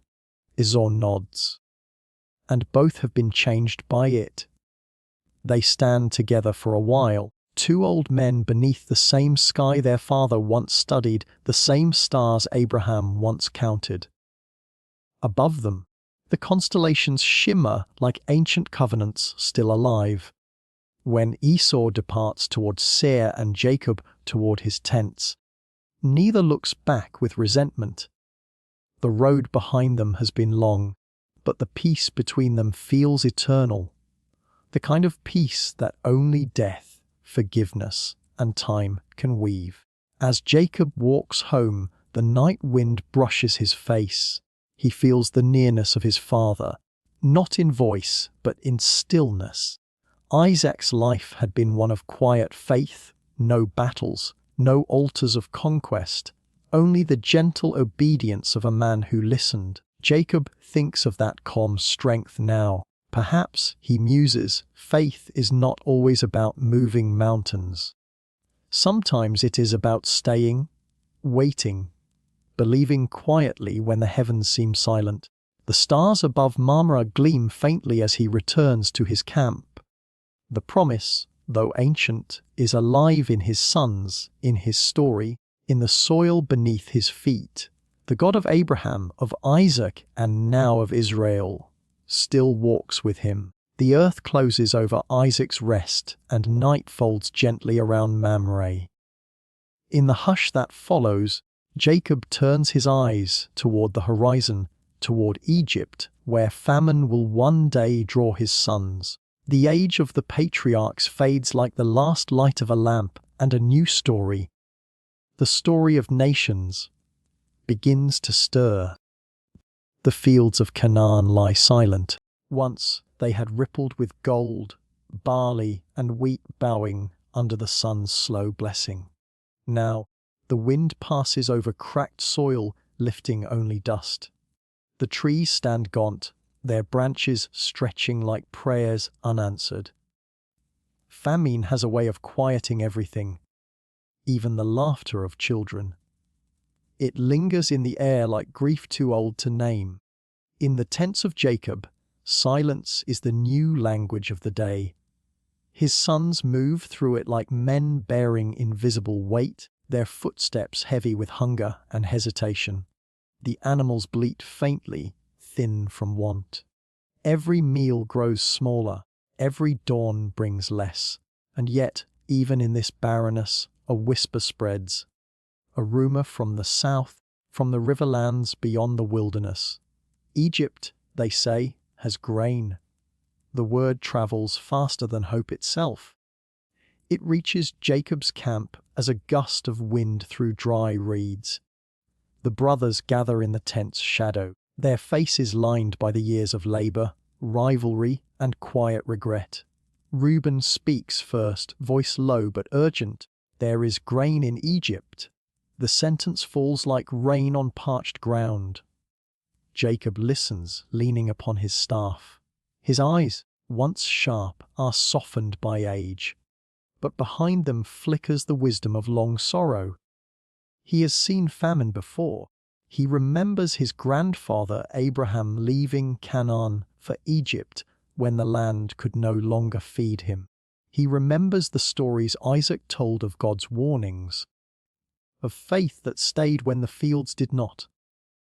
But this time, Jacob hesitates. Something in his spirit stirs uneasily at the name Egypt. "Why do you look at one another?" he says to his sons, his tone a mix of patience and ache. "Behold, I have heard there is grain in Egypt. Go down there and buy for us from thence, that we may leave and not die." The words are simple, yet they tremble with unseen consequence. So 10 of Jacob's sons prepare for the journey. Benjamin, the youngest, stays behind. Jacob cannot bear to send him. Raquel's last son, the echo of a love long buried on the road to Ephrath. He remembers her dying breath, her final cry, and the tiny infant placed in his arms. The thought of losing Benjamin presses against his chest like a stone. "Not him," Jacob says quietly, "lest mischief befall him." And so the caravan sets out, 10 brothers bound by necessity and an unspoken shadow that has followed them for decades. Somewhere in their hearts, they still carry the memory of another journey. A pit in the wilderness, a brother's cry, silver pieces glinting in sunlight. They carry guilt the way a man carries a scar half forgotten, but always there. The road to Egypt stretches long and dust-laden. They travel past barren hills, through wadis dry as bone, across the lands where shepherds once found pasture, but now find only wind. The heat presses down by day, the cold creeps in by night. Still they go on. Hunger drives them more than hope. When at last they reach Egypt, the world opens before them like a dream they do not understand. The city's walls rise tall and white against the desert sky. The air smells of grain, real, abundant grain, stored in great silos and guarded by men in linen robes. The brothers look upon the abundance as though staring into another world. They enter the place where the grain is measured and sold. There, upon a seat of authority, stands a man robed in Egyptian finery, speaking through an interpreter. His eyes are steady, unreadable. Around him, scribes write upon papyrus. Servants move with silent precision. The brothers bow low, faces to the ground, before this ruler of Egypt. They do not know that the man before them is Joseph, the brother they once betrayed. But he knows. He sees them, and the years between collapse like a wave returning to shore. The past stands before him. The same faces, older now, lined by time, marked by struggle. He remembers the pit, the betrayal, the long nights of slavery, the years of waiting. And yet here they are, the dream come to life. He speaks harshly, though his heart trembles beneath the words. "Whence come ye?" They answer, "From the land of Canaan, to buy food." But Joseph accuses them of being spies, testing them as though fate itself were measuring their hearts. The brothers plead their innocence, explaining they are 12 sons of one man, the youngest remaining with their father, and one gone. Joseph listens. Each word pierces like an old wound reopening. To hear them speak of him as lost, it stirs both pain and mercy within him. He turns from them to weep, though they cannot see. When he faces them again, his voice is steady, the mask of power unbroken. He commands that one stay behind as hostage.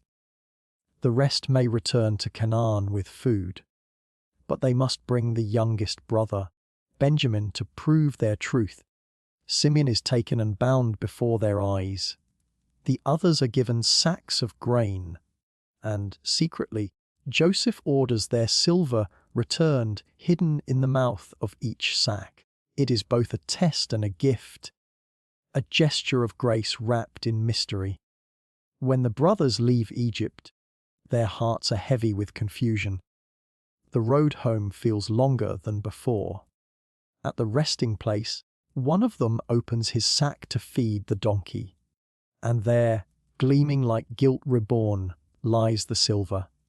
Their breath catches. "What is this that God hath done unto us?" they whisper.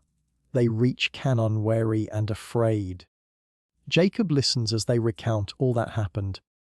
The Egyptian lord's accusations, Simeon's captivity, the demand for Benjamin. Then they pour out the grain and find, in every sack, the same silver shining.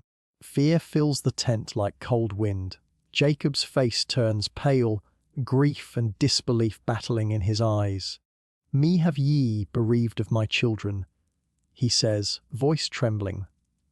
"Joseph is not, Simeon is not, and ye will take Benjamin away. All these things are against me." Reuben steps forward, desperate to restore trust, offering his own sons as surety. But Jacob refuses. "My son shall not go down with you," he says softly, "for his brother is dead, and he alone is left. If mischief befall him by the way, then shall ye bring down my grey hairs with sorrow to the grave." The night deepens. Outside, the famine continues. The stars sharp and cold above the tents. Inside, the old man sits in silence, listening to the sound of the wind brushing the fabric of his dwelling. Every sound feels like memory. Every shadow reminds him of the sons he has lost. But even in sorrow, time moves. The grain they brought runs out again. Hunger returns. The fields do not heal. The world waits for a choice to be made. Judah, who once said, "What profit is it if we slay our brother?" now speaks again, older, humbler, changed by years. "Send the lad with me," he says to Jacob, "and we will arise and go, that we may leave and not die." He pledges himself as surety for Benjamin's safety. It is the voice of redemption slowly finding its way through famine. Jacob looks at the faces before him, sons weathered by guilt and time. He feels the old ache of loss, but beneath it, something softer begins to stir, the faint pulse of faith not yet extinguished. "If it must be so," he whispers, "take also a little balm and honey and spices and myrrh, and the silver again in your hands." And then, with a sigh that sounds like surrender and prayer entwined, he says, "God Almighty give you mercy before the man." He does not know that mercy is already waiting. The desert opens once more before the sons of Israel, a path leading toward the heart of Egypt, where past and promise will meet, and somewhere beyond the horizon, unseen yet near, a brother waits, and destiny begins to stir. The years have gathered softly around Jacob like a shawl of twilight. Egypt has been kind to him, more kind, perhaps, than he expected when he limped across the borders of his old age. The famine is long past, and the storehouses of Pharaoh are full. Joseph, the son he thought lost forever, walks through marble corridors with the confidence of a prince. His other sons, too, have settled into this foreign rhythm of Nile and sun, yet Jacob's heart remains anchored somewhere far away. In Canaan, in memory, in promise, he is old now, his eyes dim with the weight of remembering. The lines on his face are like furrows carved by both sorrow and faith.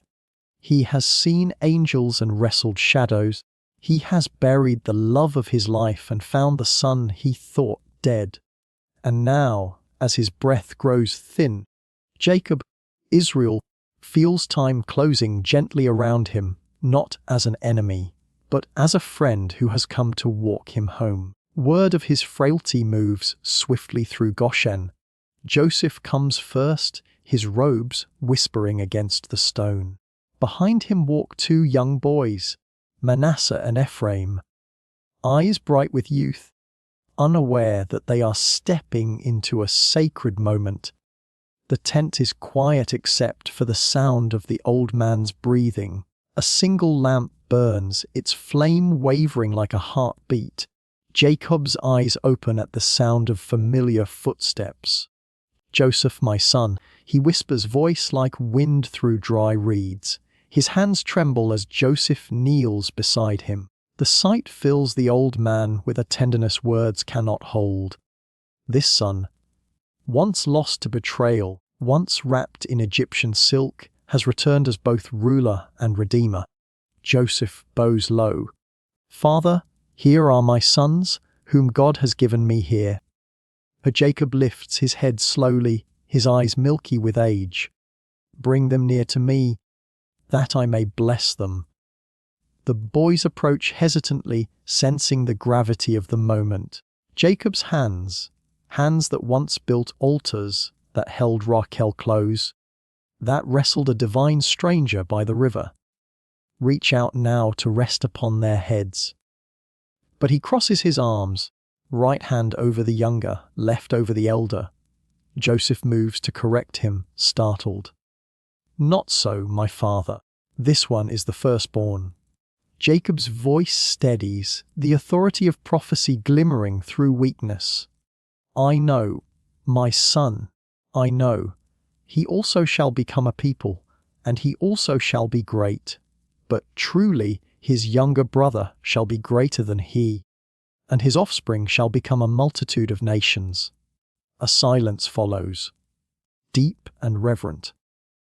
In that crossing of hands, the shape of destiny tilts, unseen but certain. Jacob's eyes close as he murmurs the blessing. "The God before whom my fathers Abraham and Isaac walked, the God who has been my shepherd all my life to this day, the angel who redeemed me from all evil, bless the lads, and let my name be named in them." He pauses, as if listening to something only he can hear. The hum of promise, the pulse of covenant. When the blessing ends, Joseph presses his forehead to his father's hand, tears glistening on his lashes. The old man looks upon him with love that glows from within. "Behold, I am dying," he says, "but God will be with you and bring you back to the land of your fathers." That night, the camp around him falls silent. The air smells faintly of river water and desert dust. Jacob lies awake, watching shadows dance along the walls of his tent. His memories unfold like a scroll. He sees the ladder rising at Bethel, angels ascending and descending upon light. He hears the vow he made in youth, that the Lord would be his God. He sees the face of Raquel by the well, laughter in her eyes. He sees her again, pale and still, on the road to Ephrath. "There I buried her." He whispers into the dark, "By Bethlehem." He remembers Peniel. The long night of wrestling, the dawn breaking over the river, the limp that never left him. He remembers the fear, the forgiveness, the embrace of Esau. How mercy can heal even blood's deepest fracture. All these memories shimmer now, close and holy. The journey has been long, the map written in tears and covenant. But Jacob understands something at last. Every road, every wound, every dream has led him here, to this peace, this quiet knowing that God has been his shepherd all along. The house around him is quiet. The air carries the scent of oil and old wood, the hum of Egypt's abundance muted beyond his walls. He knows his time is near. The breath of eternity brushes softly against his ear. And before that final moment comes, he must do one thing: bless his sons, the men who will bear his name beyond his grave. He sends word through the camp, "Gather yourselves together, that I may tell you that which shall befall you in the last days." Morning comes pale and gold. The sons of Israel gather one last time. They stand in a circle around their father's bed, 12 grown men who once quarreled in the fields of Canaan, now bound together by the fading voice of the man who named them. Jacob leans upon his staff, the same that once steadied his steps through deserts and valleys. His voice, though aged, holds the authority of one who has walked with God. He looks first to Reuben, his firstborn, the one who was strength and beginning. His eyes soften, then harden with truth. Reuben, thou art my firstborn, my might, and the beginning of my strength. Unstable as water, thou shalt not excel. A sorrow passes between them, not of anger, but of consequence. Reuben had once defiled his father's bed, and now his blessing is tempered with remembrance. Then Simeon and Levi stand before him, brothers bound in both loyalty and wrath. Jacob's voice grows firm. Simeon and Levi are brethren. Instruments of cruelty are in their habitations. Cursed be their anger, for it was fierce, and their wrath, for it was cruel. He remembers Shechem. The day vengeance stained their honor. Their zeal burned too hot, their justice too wild. He blesses not their fury, but the scattering that will temper them. From their lines will come discipline and service. The Levites who will bear the priesthood, but own no land.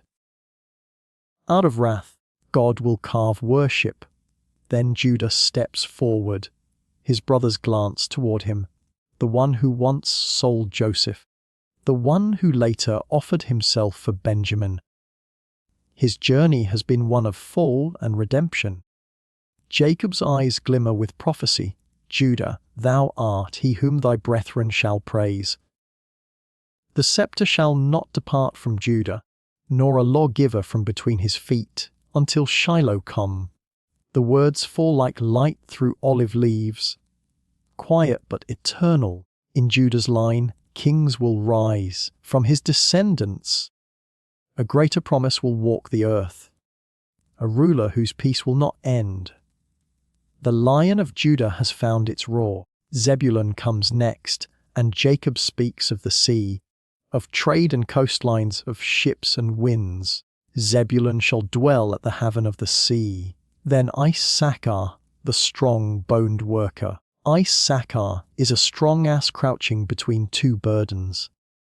His life will be one of labor and endurance, a tribe of quiet strength willing to bear the weight of peace even when it demands servitude.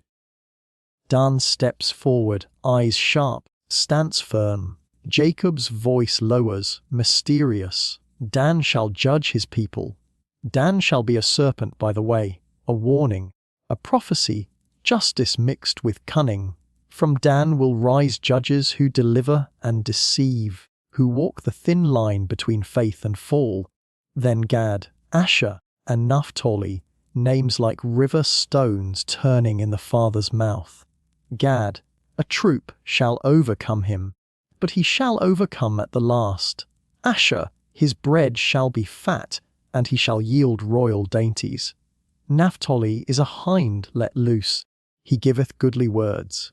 Each blessing carries rhythm, hardship and joy intertwined. Jacob sees not just men before him, but nations unborn. And then Joseph. The tent stills. Even after all these years, Jacob's gaze softens when it falls upon the son of Raquel, the child of his old age, once lost, now restored. His heart swells with gratitude too deep for words. Joseph is a fruitful vow, even a fruitful vow by a well whose branches run over the wall. He recalls the dreams. Sheaves bowing, stars shining. He remembers the coat torn and bloodied, the years of mourning, and the miracle of reunion. Joseph's story has become proof that what men intend for evil, God turns to good. Jacob's blessing grows rich like rain over fertile fields. The blessings of thy father have prevailed above the blessings of my progenitors. They shall be on the head of Joseph. He speaks of strength through suffering, grace through endurance, the steady rise of a man who trusted the unseen. Finally, Benjamin, the youngest, the child of Raquel's dying breath. Jacob's voice wavers, tender with both love and ache. Benjamin shall raven as a wolf. In the morning he shall devour the prey, and at night he shall divide the spoil. When his final words are spoken, a stillness fills the tent, a silence so full it hums with eternity. Jacob's breath comes slower now. His hands rest upon his chest. He looks to Joseph once more. "Bury me with my fathers," he says, voice thin as a whisper, "in the cave that is in the field of Machpelah. There Abraham and Sarah are buried. There Isaac and Rebekah are buried. And there I buried Leah." He closes his eyes, and a faint smile passes over his face. The name Israel lingers on his lips, not as a title of struggle now, but as one of rest. His spirit drifts like smoke toward the land he loved. The tent grows still.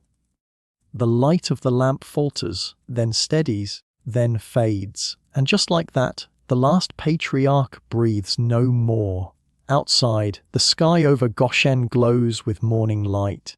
Joseph weeps long and quietly beside him. The brothers stand together in a silence that feels sacred. They see not merely the death of a man, but the closing of an era, the last breath of a story that began with a promise spoken under the stars. In time, Joseph orders the embalmers of Egypt to prepare his father's body. A gesture of both honor and delay. 70 days of mourning pass, the court of Pharaoh joining in solemn grief. Then, with Pharaoh's permission, the sons of Israel carry their father back to Canaan. A great procession winds through desert and field. Chariots, elders, servants, and sons. Dust rises behind them like incense. At Machpelah, they bury him beside Leah, under the oak of Mamre, where Abraham once pitched his tent. And there, under that quiet soil, the pilgrim rests, a wanderer no more. As the sun sets, Joseph stands at the mouth of the cave, gazing out toward the land that was promised. The air is still. Somewhere far beyond the horizon, time begins to move again. Toward slavery, toward deliverance, toward a nation yet unborn. Israel sleeps, but his promise still walks the earth. Night deepens over Goshen, and the sons of Israel rest beside their father's memory. But beyond the stillness, time stirs. For death, too, is only a doorway, and through it, the story of Jacob becomes the story of a people who will one day rise from Egypt's shadow and walk toward light. Night has fallen over the land of Egypt. The stars are distant, veiled by desert haze. Yet somewhere beyond the horizon, in a land long promised but not yet possessed, the covenant still breathes, steady as a heartbeat. The patriarchs have passed, the tents have folded, the flocks have quieted. But in the stillness, a presence remains, ancient, unyielding, alive. The God of Jacob still walks among shadows and sand. He is the same who appeared in a dream beside a stone pillow when a young man fled into the wilderness with nothing but fear and a fractured blessing. He is the same who watched over him in Laban's fields, who saw deceit returned for deceit and mercy grow from pain. The same who touched Jacob's hip by the river, leaving him forever marked, limping but blessed. Jacob's bones rest now in the cave of Machpelah beside Leah. His sons have returned to Egypt, where Joseph still lives in honor, yet time, relentless and unseen, begins its slow turning toward bondage, toward longing, toward deliverance. The story is not done. It is only folding into silence before its next dawn. In Goshen, the grandchildren of Israel play in the fields, their laughter mingling with the rustle of reeds. They know stories told by firelight, stories of a ladder of light, of a man who wrestled God and lived, of angels who guard their lineage. They do not yet know what lies ahead, but the name of Jacob, Israel, has already become their own. The God of Jacob does not vanish with the patriarch's final breath. He lingers, invisible yet near, moving through generations like wind through grain. His covenant is no monument carved in stone. It is a pulse within people, carried in blood, in story, in faith. When storms rise over the Nile, he remembers. When years turn to centuries and kings forget Joseph's kindness, he remembers. When his people cry out beneath the weight of labor, their voices will rise like incense, and he, the God of Jacob, will answer. But tonight the world still sleeps. The promise is wrapped in silence, waiting to unfold. Jacob's life was a tapestry of struggle and grace. He deceived and was deceived. He ran and was found.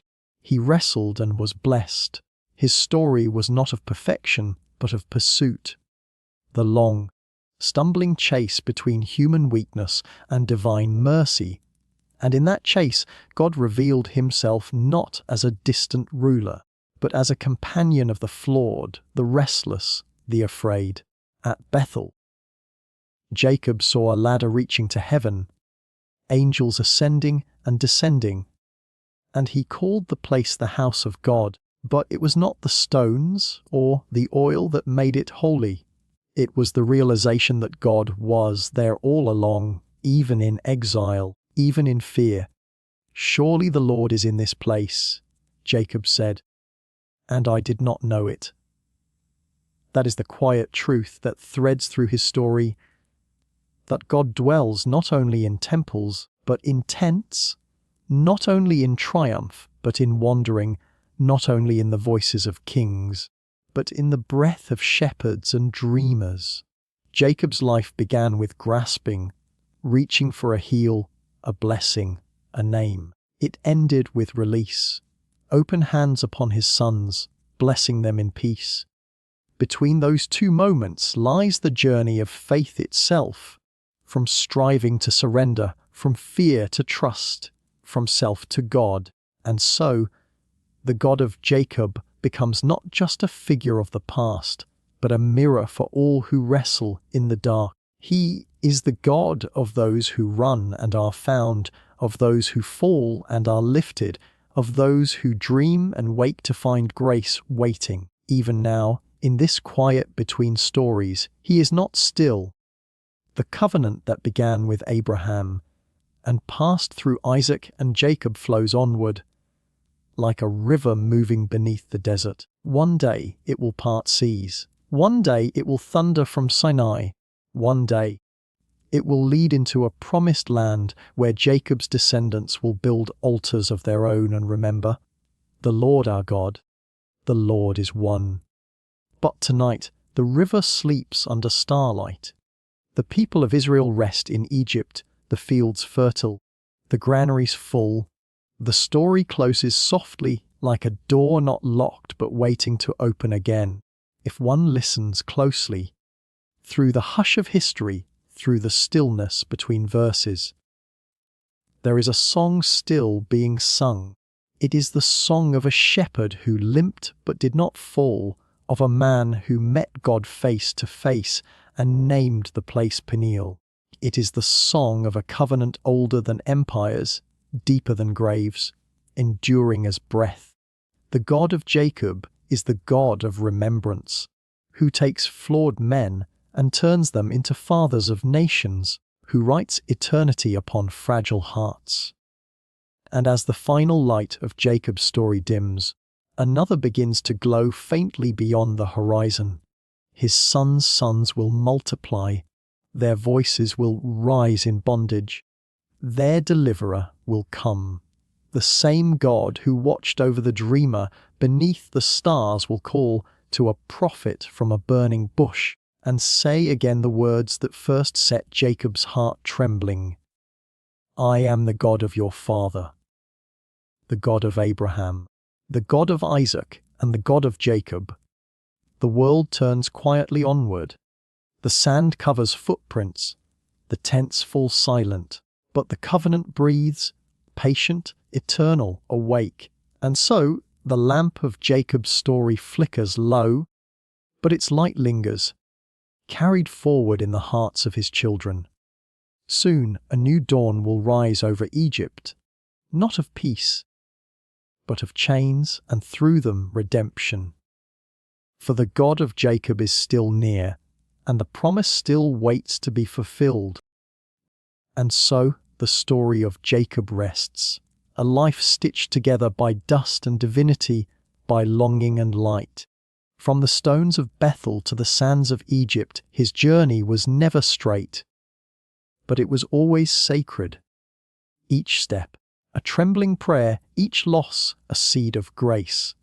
Tonight, we have walked beside him, through dreams and deserts, through wrestling and blessing, and perhaps, somewhere in his story, you heard a quiet echo of your own. For every soul, in its own way, wrestles through the dark before finding dawn, and every promise, though delayed, still hums softly in the silence, waiting to be born. The candle of that ancient night still burns quietly in time. Its light reaches us even now, a flicker from a tent long vanished, a whisper from a God who still keeps watch. Though centuries have passed, the breath of Jacob's faith still lingers in the air, reminding us that even in our wandering, we are never truly lost. Thank you for sharing this still hour with me tonight, for choosing to rest your thoughts in this quiet space where history becomes a lullaby. You are part of something timeless now, a listener in the lineage of memory, where stories are not just told, but felt and carried gently forward. So, let the story settle like dust after a long day's journey. Let your heart beat slow to the rhythm of the desert wind. May your dreams carry you softly across the ancient sands, where angels still ascend and descend upon quiet ladders of light. This has been the Sleeping Hourglass, where the past tucks you in and time learns to whisper. If this story brought you peace, you are always welcome to return. Now, close your eyes. The night is kind. Sleep beneath the hush of history's lullaby and rest in the promise that endures.